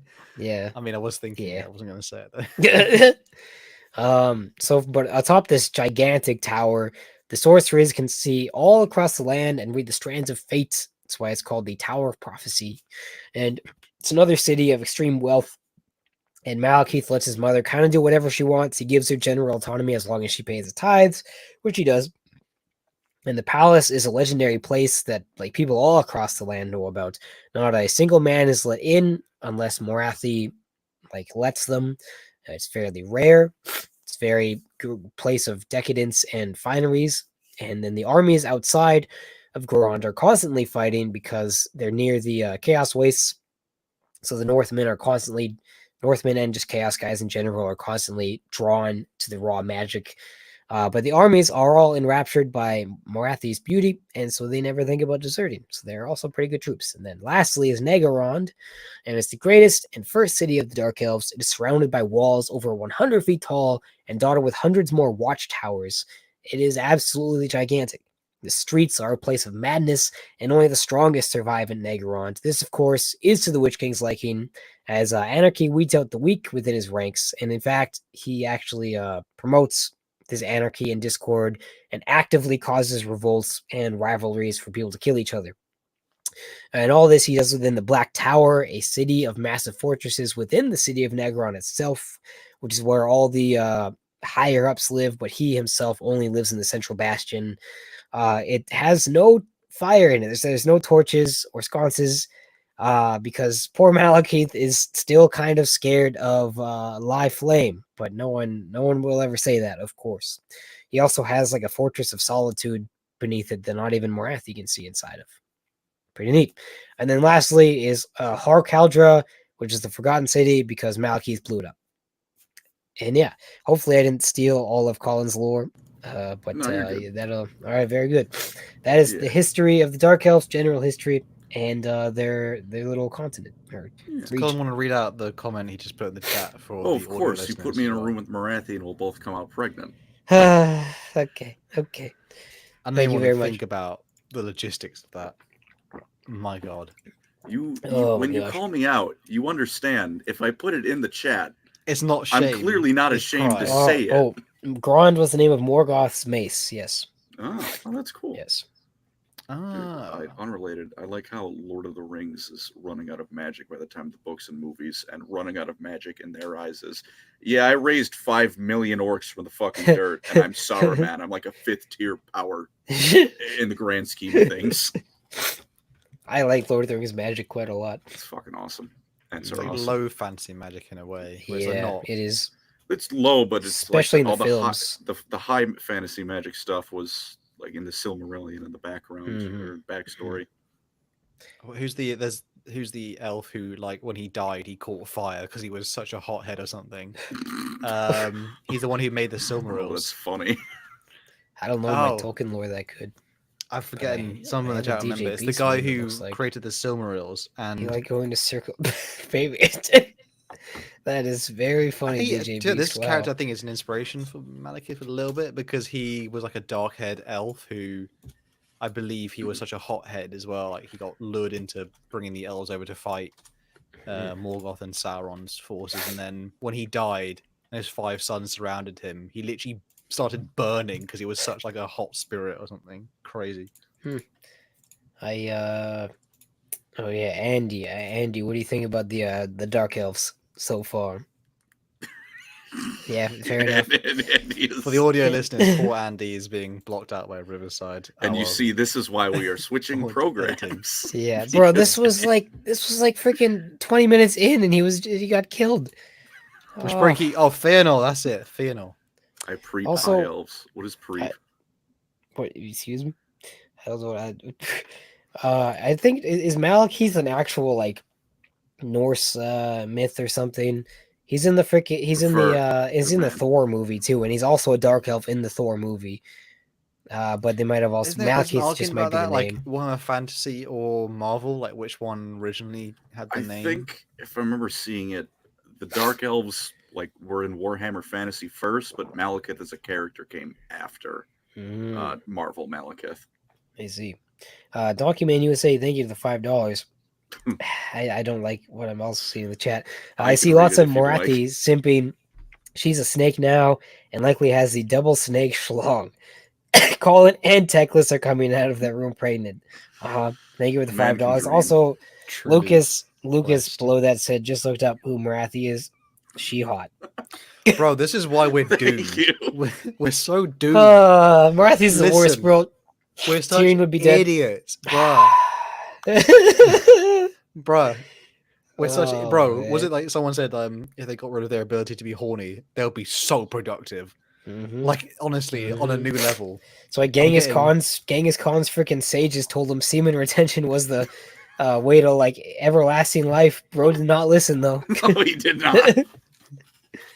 Like Oh, 1% but- of the world or something can trace their blood back to him. I think so. Which yeah. 1% doesn't sound a lot, except there's 7.5 billion people on the Yeah. planet. I'm about to achieve nirvana just by not simping for Morathi. Oh, Morathi H. is Meal. one loaf. Meatloaf is one. Malekith is the other. Colin gets sandwiched between. Speaking of, Thank you for the donation. Speaking of some more, I'll talk I about like. I like nice girls prefer a date with a Lariel smiley face. Thank you, Andy. She seems like a very nice lady. She does. Terrible hair though. Honestly, Malekith is not my favorite Dark Elf character at all. I think the other ones are a little bit cooler. Speaking but- of characters, though, does Colin have characters? I to do. discuss through. But I'd like to discuss the Drukhari in the room first and just talk about some differences between the Dark Elves and, the Dark Eldar, because, mostly 40k is, the bigger one. I'm sure some people are thinking they're just the same thing. I assure you they're not. For one, Slaanesh worship, that was retconned in later years of fantasy, and I don't think Old World has gone back on that. I'll have to reread the core rulebook, but they can worship Slaanesh. It doesn't immediately damn. I mean, any more than chaos worship to begin with damns your soul. It's not like the Dark Eldar where they hide in fear of Slaanesh. Half of them are happy to worship Slaanesh. There is one case. Is it the Andy will know this in Horus Heresy book, Angel Exterminatus? There's a bit where essentially the loyalists and the traitors get talked to by two opposing Eldar, and one of them is like, I just straight up embrace Slaanesh worship. And the other one is like, oh, Slaanesh is cringe. My brother, I think it's his brother. He's basically like, my brother or my cousin, he's like totally lost his way. He's down bad with the gushy. GW will never Some- give Chaos Eldar more than one paragraph. No, I think there's that. Clone Remind Wars, me of true. Clone War. Thank you, Andy. I think Shout out there's to Clone that, Wars. and I think in the Yunari books of all places, there's like a paragraph where there's like a demon Eldar, or an Eldar demon prince of Slaanesh, which That's neat. it's like the idea is like there is a few of those kicking around, and they're some of Slaanesh's strongest soldiers. Of course, Doesn't Age of Sigmar have Chaos Elves? Evil versus good. I think something there's to it. some- It's like an offshoot thing. There's no model or anything Yeah. for it. Yeah, but pretty it's much. like It's- a mention. If it is, it's one of those things where it's that where it's not going to get a model, but they're there. Yeah, that'd be cool. Very Slaanesh, cool. Slaanesh is an Eldar god, Mhm. technically. Indeed, but in fantasy, no. Just Slaanesh was just there, Mhm. like the rest of the three. Also, speaking of that, the Eldar and the Dark Eldar, they don't like each other, but they can work together if need be. They'll kill each other, but they'll also not kill each other. A Dark Elf and a High Elf would rather backflip directly into the realm of chaos than so much as like just shake hands with an opposing member. Like they hate each other. It is like Yeah. What elves are the best elves? That's what I think. that's. All right, I can respect. I don't have it, but I can respect the opinion. I like respect. sending mysterious packages to the logging companies. So I'm gonna mail Boris Todd for your something special. No, the Industrial Revolution of Nuln truly was a horrific. I always wanted to know this answer though. Are there more Dark Elves than there are High Elves, or are there more High Elves than there are Dark Elves? I think it's pretty much equal at this I point. think. All right, for a meta thing, I believe I don't remember which GW author said it, but I'm pretty sure one came out and outright said there are as many elves as the plot demands. Yeah. Which is why on the High Elf side, like on the High Elf side of bad things, casualties, 50 of them died. Or something. Yeah. Well, it's why on the High Elf side of things, like one story can be like 2 elves died. This is a tragedy our race will not recover from. And then the next Dark Elf invasion happens. 5 million High Elves die in the opening battle. And it's like I said, like glorious Aesir victory. In all of the battles against the High Elves, like Malekith himself was like killing thousands of dudes, and it like didn't seem to matter. Like there was literally unlimited High Elves. Thank you. DJB says, "Call me a wood elf the way Eldar, I be say, nailing Eldar, Cthulhu to Riverside HQ." And then definitely more Eldar. The flip side of that for the Dark Elves is they can afford to lose at invading Ulthuan for 10,000 years straight and not suffer any meaningful reduction or loss in numbers. I think they just have more kids, don't they? Because it's like they don't care. Well, they do kidnap High Elf kids. That too. They technically have more kids because they steal other people. Yikes. I just wanted to kind of bring up the comparison a bit. Also, Drukari very clearly comes from Druki when GW was copyrightifying 40k. What does Angry Homunculus says, by the way, what's the deal with CS Gotto? I don't know who that is. I don't want to talk about him. He wrote the Dawn of War books, and we did talk about this the other day. That's not real. That's not real. That Autarch that got molested with sticks. Excuse me? I'm not making that up. Is that the one eaten by Kroot? Yeah. No, that's different.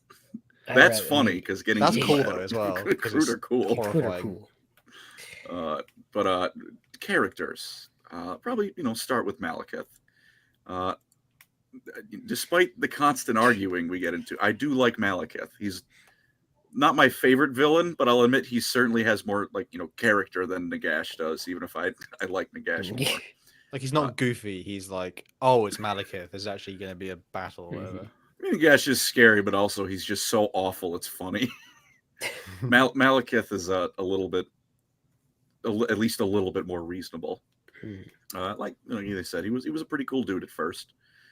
Traveled the world, made friends with the Dwarf High King, Snorri Whitebeard, also known as almost certainly Grombrindle, the White Dwarf. When he went evil, there's always like little, every now and then there's a passage like he's not totally happy with where his life has gone, but at this point he's too committed. This also shouldn't be taken mean that he regrets everything he does. He absolutely does not. It's just every now and then he'll have a moment of clarity like, this is miserable. I live in a snowy hellscape of a continent, which is really funny because one of his voice lines in Total Warhammer is just, I hate snow whenever he gets on. He really is just Darth Vader. It's coarse and wet and it gets everywhere. Yeah. He's like you said, very talented mage, swordsman. He is still an heir of an Aryan. I'm going to say an, not the, but he is an heir of an Aryan. At the time, Teclis and Tyrion were missing. Yeah, well, the other kids weren't. Well, I mean, they were missing, but they weren't dead.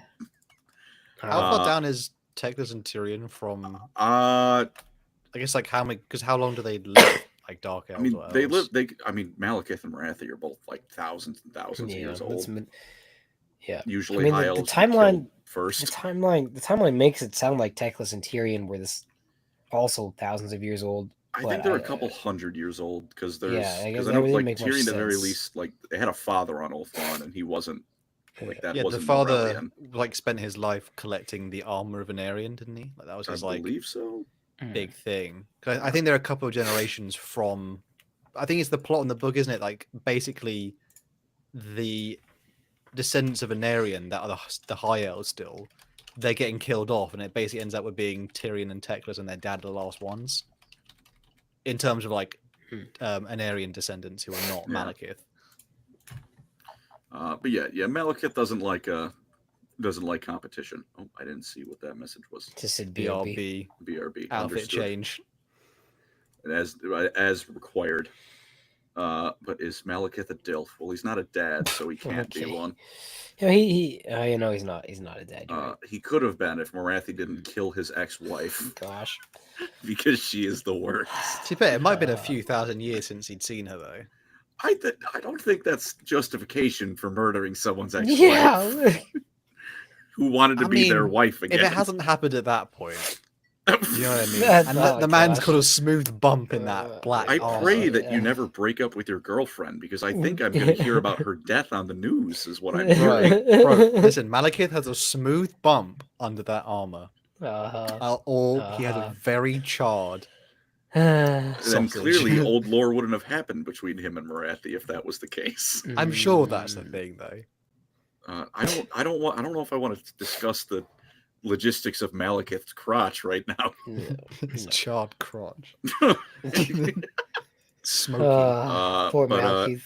He's the leader of the Dark Elves, and for GW reasons of marketable character, we can never ever let bad things happen to him. Despite him never ever succeeding in taking Ulthuan, he's always the king, the Witch King, because leader changes do not happen in Warhammer. That is not allowed unless your leader isn't a player character on the tabletop. Then yeah, go His nuts. Calgar will never die. Nope. That's right, baby. That's right. Just can't die. He's He's sitting on his gamer chair. I forgot about that. I love that. Do Space Marines have wheelchairs? What?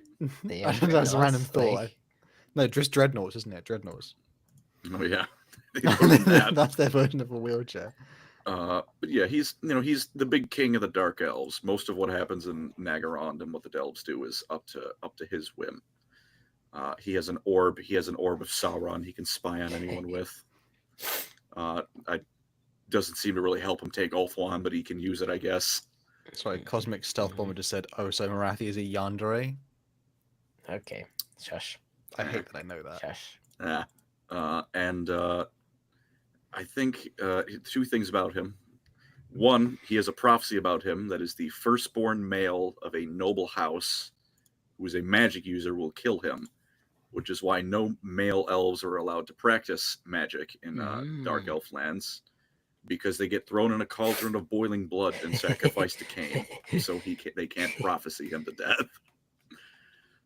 The second thing about him is that little Phoenix King thing that I will now get to, which is that in the end times, it was revealed that the other Phoenix Kings were cursed by Anarion, and the reason they were able to walk through the fire of Assyrian, they were cursed by Assyrian. The reason they could walk through his fire is because elven mages put wards and protective charms and all that good stuff on them, so they wouldn't get all burned up.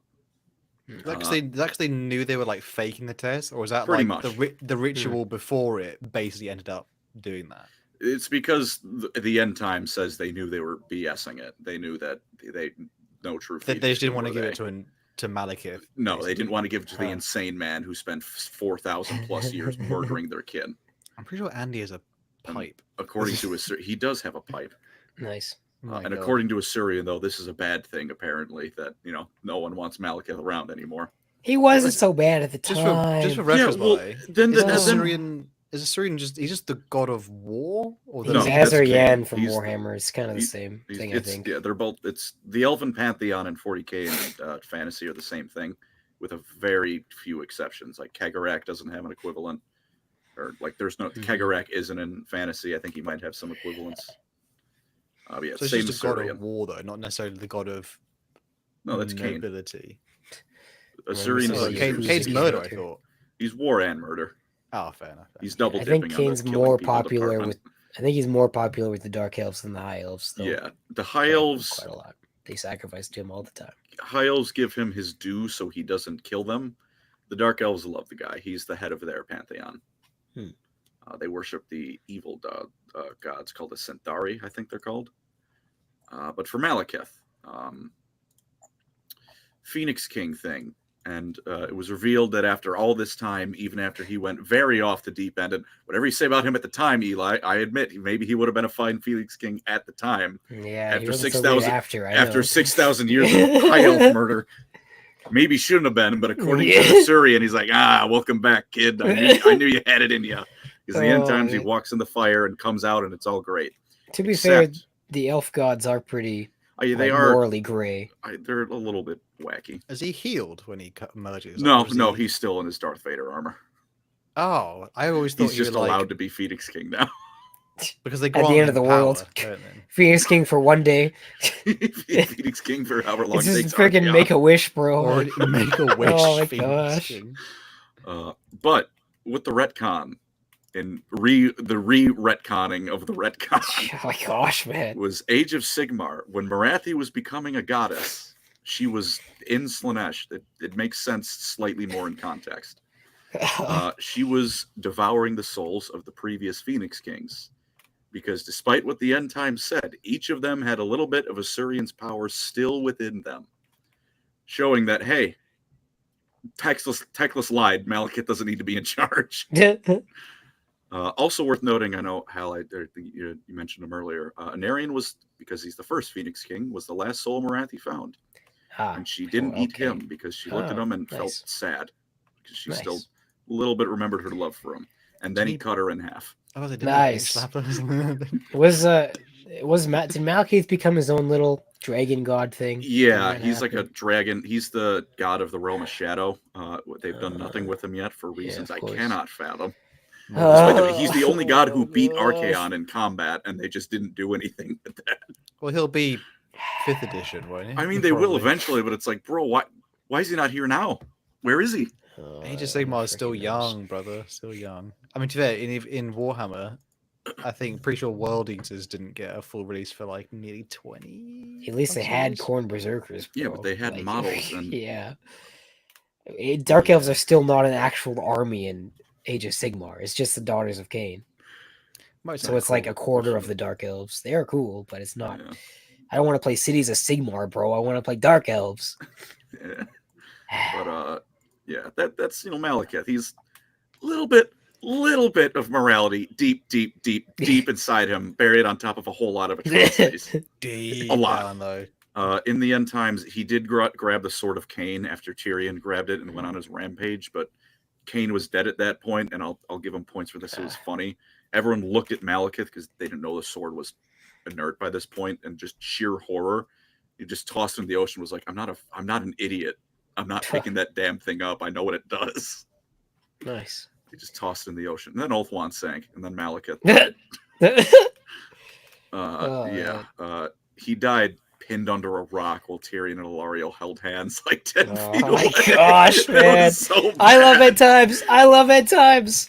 His last words were, when I die, I'm going to show the Chaos Gods just what this world can do. So he had a defiant speech in his head, pinned under a rock while Tyrion and Ilariel held hands. Oh my gosh, literally got cucked. Hey, to on death. The bright side, he didn't get tech list. Yeah, I guess. Document USA says Marathi was in Slaanesh. Yeah, I was waiting for somebody to say that. Yeah, that one was too easy. I'm gonna go get my soup. I'll be right back. Speaking of the next character, Marathi. What the hell was that? I'm feisty. Jesus Christ. Marathi. Poor audio listeners, by the way. Like I said, they know what I'm Wake up. Wake up. Yeah, wake up. Pay attention. I'm talking about Marathi. Like I said, bit of a sad origin to Marathi of getting apocalyptic visions and no one believed her no matter what she did. And then the only man she loved didn't say it back and just went off to his death. How she got friend zoned. I mean, twice. they were fucking. So I don't know if they quite got friend zoned. Speaking of that, Tom Warren says this poll sucks because it lacks an option for dwarf girlfriend. Okay. I mean, hey man, to each their own.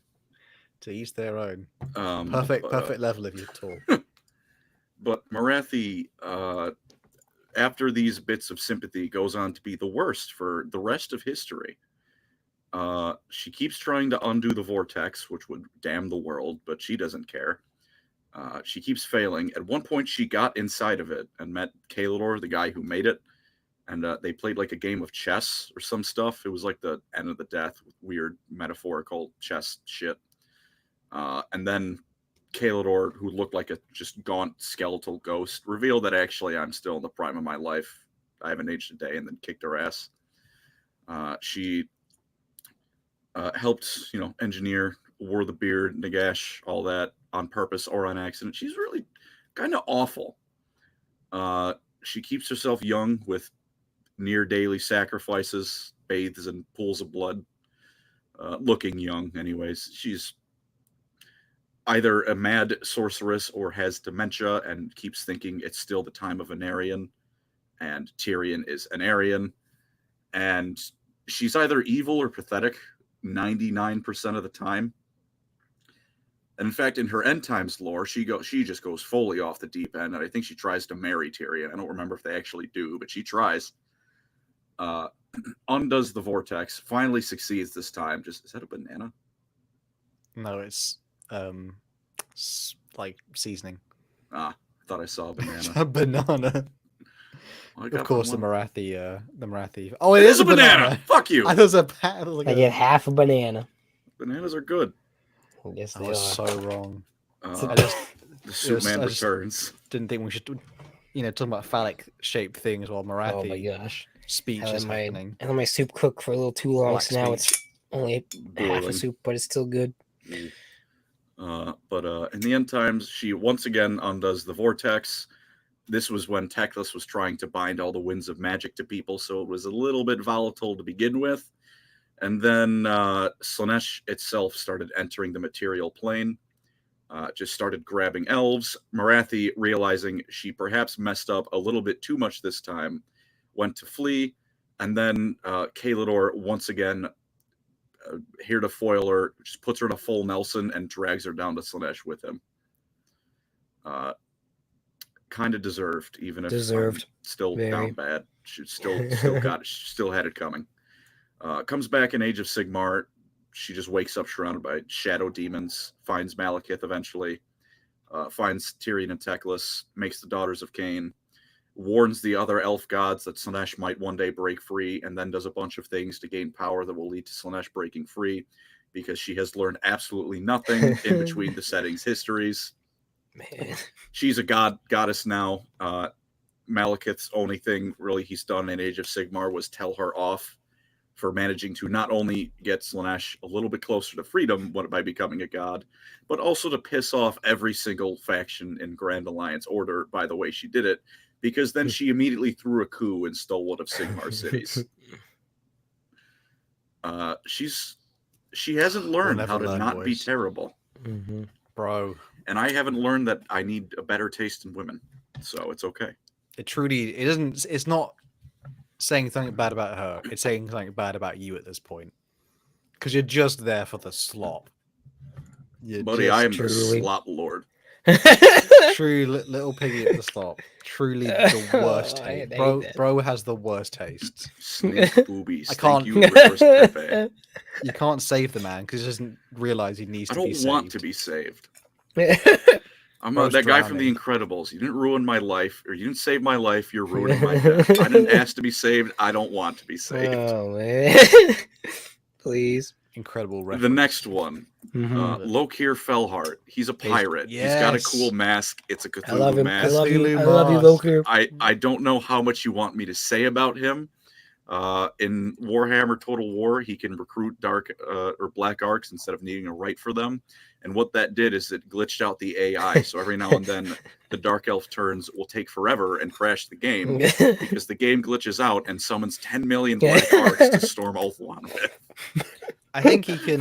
Didn't he get his mask from a deep sea dive expedition thing? Probably, because it is not a Dark Elf. And his little red daggers that red he blades munches. Yeah, they're very cool. He's very cool. He's an awesome model. I'll admit, not the deepest character, but he doesn't need to be. He's a Dark Elf pirate with a squid mask. He's awesome. He killed the High Elf incarnate of the sea god Mithlan in the end times. Wow. And then he died after that. I honestly don't know how he died. I couldn't find anything about it. He was in the end times, so I know he didn't make it past that. He hasn't come back in AOS, so there we go. Let's go through. I'm stroking out a bit. Crone Hellebrand. Eli talked about her a bit. She is the leader of the witch cult, the cult of Cain. She takes care of all the sacrificing and the baby murder and all that, lovely dark elf stuff that they get up to when they're bored. And really, this is a running theme. Bad person, horrible person, very bad person. Didn't she start? She was born in the old world, if I remember, and then she started the cult.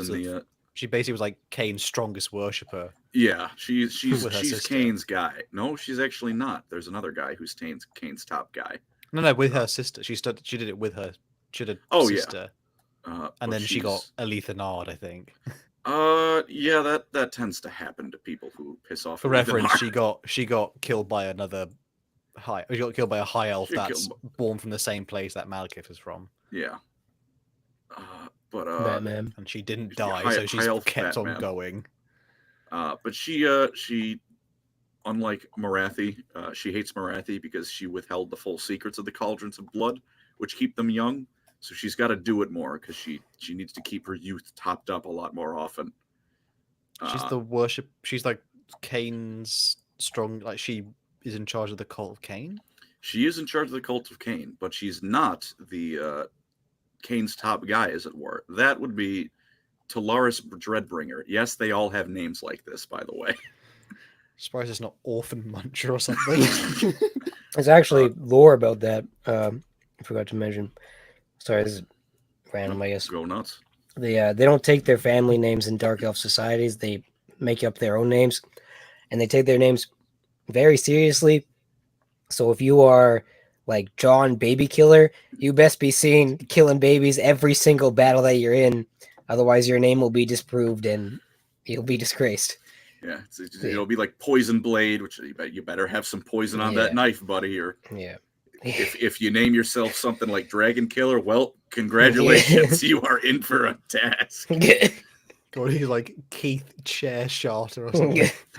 My gosh, now come on, professional Yu-Gi-Oh! Ripping ass on that. The bingo card better be filling rapidly. No farts. Oh my gosh, man. But it's always safe. Talaris. He hears voices in his head telling him to kill people. That is probably Cain. Who doesn't? Fair. Okay. You're gonna end up on the news, buddy. I'm joking.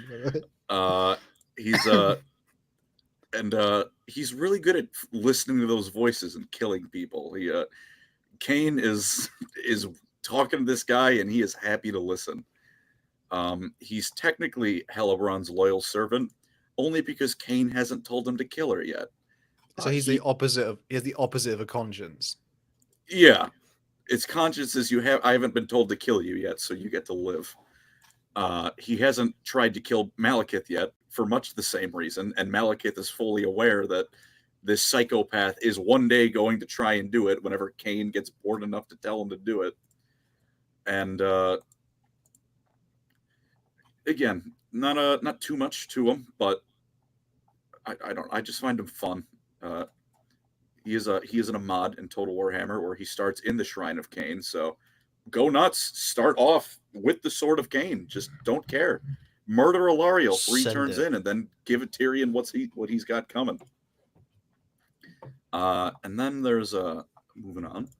There's just an interesting fellow. Not too much lore, but he's Malekith's bodyguard, Corran Darkhand. He's captain of the Black Guard.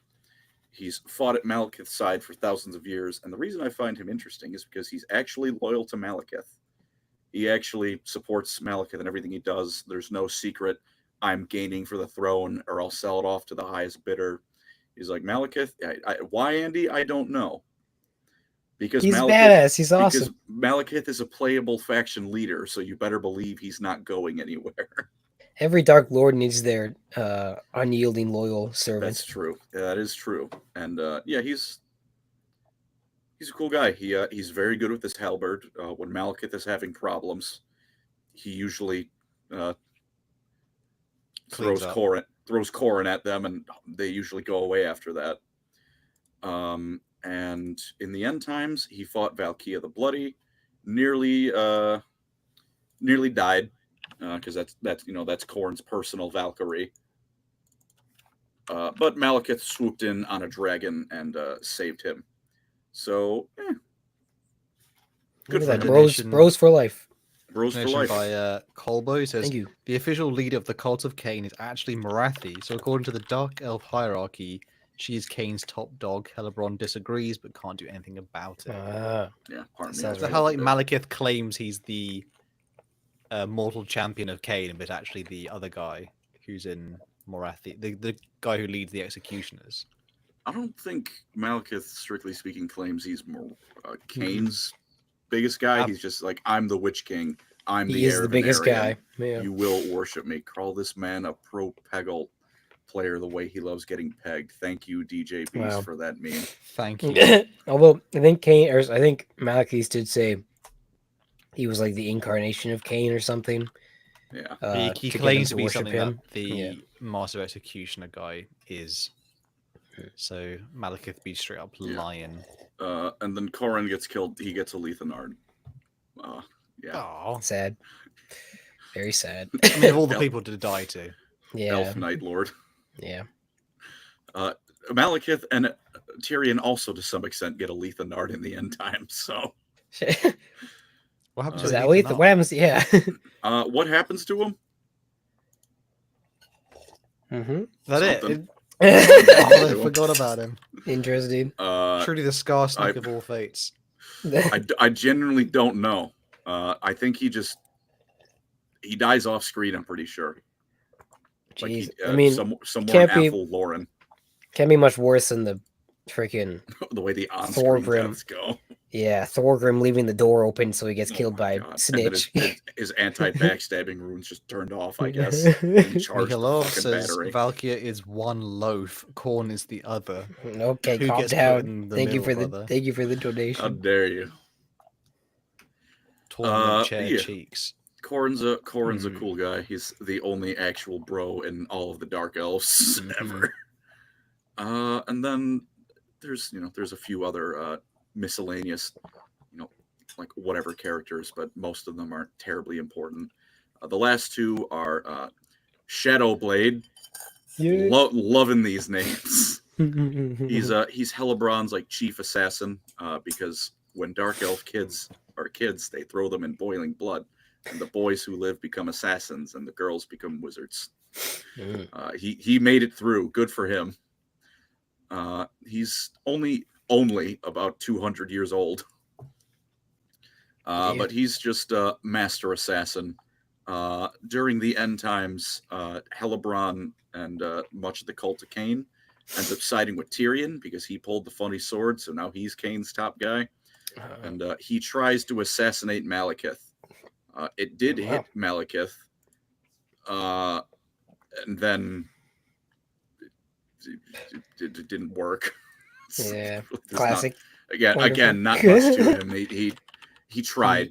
He has the Lucas When the you try Trickster your meme. best. When he if he dies, his heart will explode into a billion shards and kill you. Although I assume that didn't matter. No, it didn't matter. Yeah. Any it did not matter. on tabletop, he had the Alfarius thing where you could replace one of your models with him at any point during the game. You just had to write down where he was hiding. That's actually pretty cool. Mhm. Thank you very much. End times. Also assassin lore. Sorry, the assassins work for so many people during their time that a lot of them they sew their mouths shut, or they rip out their tongues, or they bolt their mouths shut so that they can never exchange secrets of different clients. Random Damn. thing. And Malice cool. Darkblade. I was about he was the last one I was Best going to bring Dark up. Elf? Malice Best Dark Darkblade. Elf? He's one of the few that almost resembles some sort of good characteristics somewhere within his horrible personality. He's a dark elf. He's still horrible, but he cares. He rides a cold one, little dinosaur mount. Spite. Its name's Spite. I love that. Its name's Spite. That he He's does not one of the genuinely good ones. love and care for. He cares for his mount. That's all the He's- good things we can say No, about no, him. no. He has like a whole omnibus, got, but I haven't read the like books. I 5 really want books. to. Yeah, I really want to read the books. I gotta read them too. They're hard to find though. Yeah. And they're older. I mean, the last one was put in 2007, so relative to Warhammer Fantasy, that was towards the end-ish of it. So, but almost 20 years old. There's a fellow Warhammer YouTuber named the Inept General who's actually he does a whole video explanation of what happens in the Malice Darkblade novels. So if people want to listen to him, checking that out. Mm-hmm. But yeah, he's calling, like, I want to say every now and then, like, he'll show he's honorable. He's like got some compassion in him. For a dark elf is the criteria that he's needs an anti-hero, heavy on the anti. Yeah, extra anti on the side, please. He's at one of his adventures. I don't think it was in the first book, but the second one, he is now sharing his body with a demon that is very heavily implied to be a Slaanesh demon named Zarkan, I believe it was, that keeps trying to take over his body. That's his mechanic in Total War. He can let Zarkan out, and he gets a huge buff to his everything. Best of the worst. That's a good way to put it, Andy. Best of the worst, except maybe Corrin. Corrin's insane and believes Malekith is a good king. So and maybe not including Corrin. Yeah, it's Malice. He's so he keeps trying to get Zarkan out of his body, doing everything he can, getting Malekith to suppress him, stuff like that. That's again part of his campaign in Total Warhammer. Malekith sends him potions to keep the demons at bay, and his end times lore is with chaos magic running rampant across the world. Zarkan finally overpowers him and tries to swing at Malekith, and then it doesn't work. It's a very anticlimactic end. It doesn't work. He dies. He gets Malekith. I love end times. What I will give him credit, that might make him sound like a little bit of a bitch. He is one of the few people to get in a fight with Gotrek and Felix and live to tell the tale. He was able to escape. And Zarkan told him, "You're never, ever meeting those people again, because we shouldn't have gotten out of that, and we won't the next time." Jeez. So, hey, if nothing else, that's got to be a pretty good mark on the report card. Survived Gotrek and Felix. Truly, there is no greater honor, no badge. Most people don't get to say that. Even their allies. To be fair, they don't survive the adventures of Gotrek and Felix. That's a little different.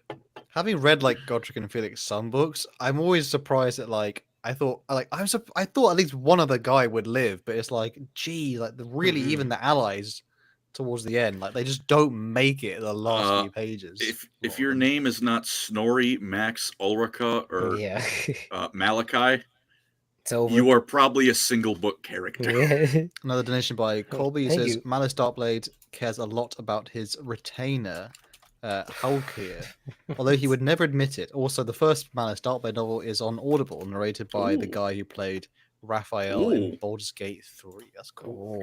Yes, please. Good voice. That's interesting. Please. I'll have to check that out. Yeah, like he does care about people. He's not completely heartless. Still a dark elf, so he's still a slaver and stuff, and murders people for no biggie, very not big reasons, but in that environment, pretty cool dude. Oh, I guess I forgot. There's one more that's a Warhammer Total War Legendary Lord, Rykarth or whatever. He likes capturing big animals and stuff. It's really not. There's really not much to his character. He captures animals and then uses them on the battlefield. Then he's a real big slaver. All the Dark Elves like slaves. He's real big on the slave trade. My man's on the billboards. The Nightblood effect, says Andy. Yeah. He trained Malekith's dragon, Seraphon. No relation to the lizardman now being called Seraphon, or the fact that Malekith is now part dragon himself. Rikarth. He truly was a dark elf. He was undoubtedly one of the Dark Elves of all time. I think isn't he voiced by like Tywin Lannister? I think so, actually. No, no, it's the guy who played Bolton in Game of Thrones. I don't know who that is. Ramsay Bolton in Game of Thrones. He's I'd like English to repeat. actor. He's, I don't know who Ramsay He's Bolton he's is. Irish. He's not. He's a- Yeah. Is it Reese? He's- His name is Reese. I think the name of the actor. It's Sure. Ewan Rian. Oh, Ewan. Ewan.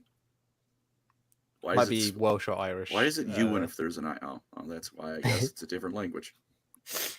Andy, give a 1 for Welsh, 2 for Irish. I think it's Welsh, isn't it? I think According to Welsh, Wikipedia, might be Welsh. shared. Oh, hey, Ewan Ryan. Hmm. I think I said it right. No, he voices him, which is cool. Which, to be fair, the guy who plays Tywin Lannister, he voices the Emperor in The Witcher. Oh my god, I just gave him my name. I've forgotten his name. The guy who's the Emperor of the Nilfgaardian Empire. Witcher 3. Charles Dance. Yeah, that's the name of the Emperor in Witcher. Oh no, I was just saying the actor. Literally escaped my mind. So sorry, brothers.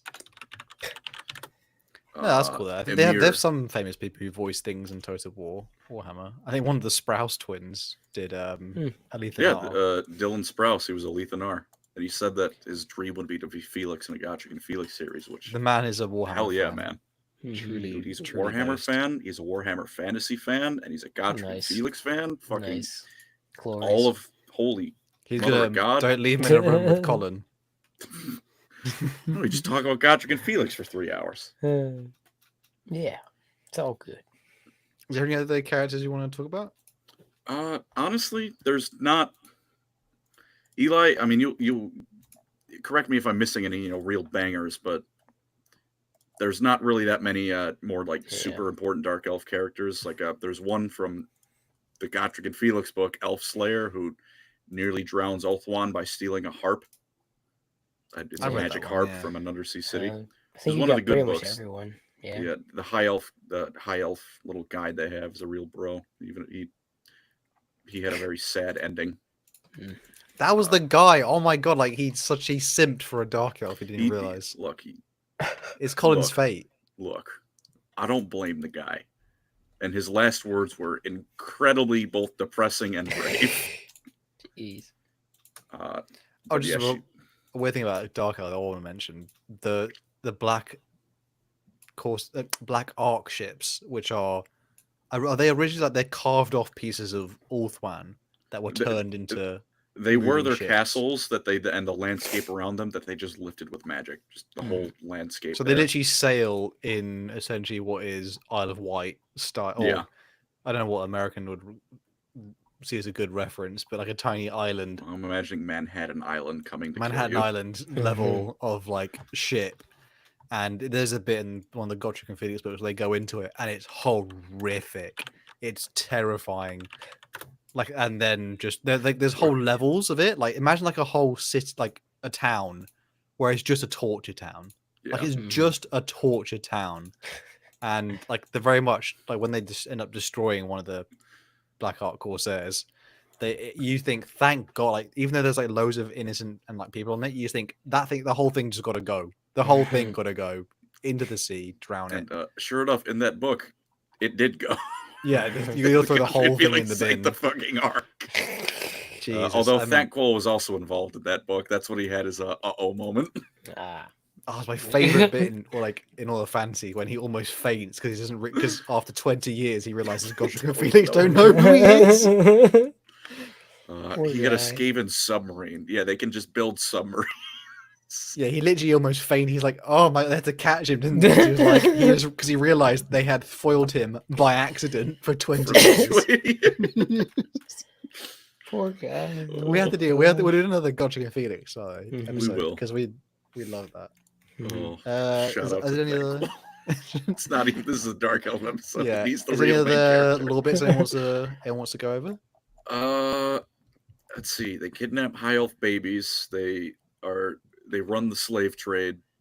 Let's see. Eli, you got anything? I'm dredging through. I think maybe it's a little bit Not on really. the end times lore, which is just basically Nagarond is gone. Right.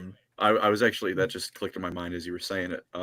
Malekith, when he's retaking the Phoenix throne, had a brilliant plan. all of the other invasions failed because those other invasions left Dark Elves back in Nagarond. So, to quote Patrick Starr, Malekith's plan was, what if we took all of the people, all of the Dark Elves, and pushed them somewhere else? So every Dark Elf, except for Marathi, who was just locked in her tower being crazy, while Cornate marauders were just marauding all over Nagarond, all of them invaded Ulthuan. All of the Dark Elves just went east. And succeeded. Ulthuan sank, so congratulations, Malekith. You're the Phoenix King of some ocean. And then they all shack up together in Athol Loren as a united elf race, which none of the elves involved are happy with. And the Wood Elf Tree Spirits especially. Because the technically there's no, by the time of the end time, there's no High Elves or Dark Elves. They actually merge into elves. Yeah, that was Ed Time's book 2, Cade, was all about the conclusion of the Elven Civil War. And Ulthuan completely gone. They let's see, they kidnap dragons too. Regular dragons don't like them, so they have to kidnap their eggs and corrupt them as dark dragons, black dragons, evil. Yeah. Hated even by reptiles. With that being said, there's any other bits people want to add? There's one horrible, awful, Total War. One horrible, awful, miserable rogue army led by a dark elf. And his name, I think it's like Vash something. V. Let me see if I can find it. I had it saved. I think I know who you're talking about. God, he's horrendous. Vashnar. Because what he is he's like, in the lore, he's like just this minor, not super important dark elf lord who was chaos aligned. In the game, if he shows up before turn 20, 40, in all honesty, your game's over. Because he spawns with a full stack of dark elves and chaos warriors combined. So he gets the best melee units in the game, some of the best ranged units, and some of the best monstrous units. Karl Franz, until like turn 40, doesn't have halberds yet. Let alone guns. Damn. So he spawns next to you early on, and you go, all right, well, I guess I'll just start a new campaign, because I'm fucked. That is tough. Kill Vashnar, murder Vashnar. I hate him. He's awful. Living in a room with Colin, and he's not emerging. No, I'm beating that man to death with a bullet. Well, I think that with that being said, and not to tempt the glorious gods of Riverside, we've made it this far. Yeah. I'll say thank you everyone who came to listen. Thank you for the stream of donations and memberships. We really appreciate that, brothers. Next week, I think we haven't decided on our tier list yet, but or maybe even an opportunity for a quiz thing, because we need to be quizzing. After that, though, we're going to have some. Well, we'll see we'll show you boys in the lineup. But thank you everyone who made it this far, and we should always say at the beginning, please like the video. God damn. Thank you everyone who turned up to the stream as well, and we'll catch you guys on the next one. May I give a bit of a sneak peek at? Oh, okay. Well, I sure hope there was there's more elves coming, some fantasy fireside stuff. Yeah, the other side of the dark elf coin. Yeah. 4, 5. 5 something. 5 weeks? About? We're doing hand signals for the audience. Bro, I was never good at charades. Paul Riverside has ruined Andy's cam. We're switching to live league streaming. We will have Fantasy Fireside in a few weeks' time, essentially. And for you who haven't missed it at all, June 20th. June 20th. Oh, that was a J. Okay. J. Something on my keyboard. Oh gosh. Paul Riverside, who has always been ruining Andy's mic input. Appreciate it.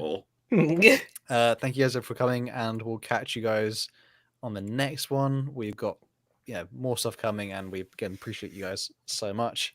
Thank you for the memes, particularly DJ Beast. You degenerate, we love you. Goodbye, everyone. But we're not doing shart tier list either. It's not happening. Straight up. Oh, man. Damn. Big How are salute we to gonna get by? Riverside. Raise a glass by Riverside. We appreciate it so far. Thank you so much. Bye, Love everyone. you guys. See ya. Bye. Bye-bye.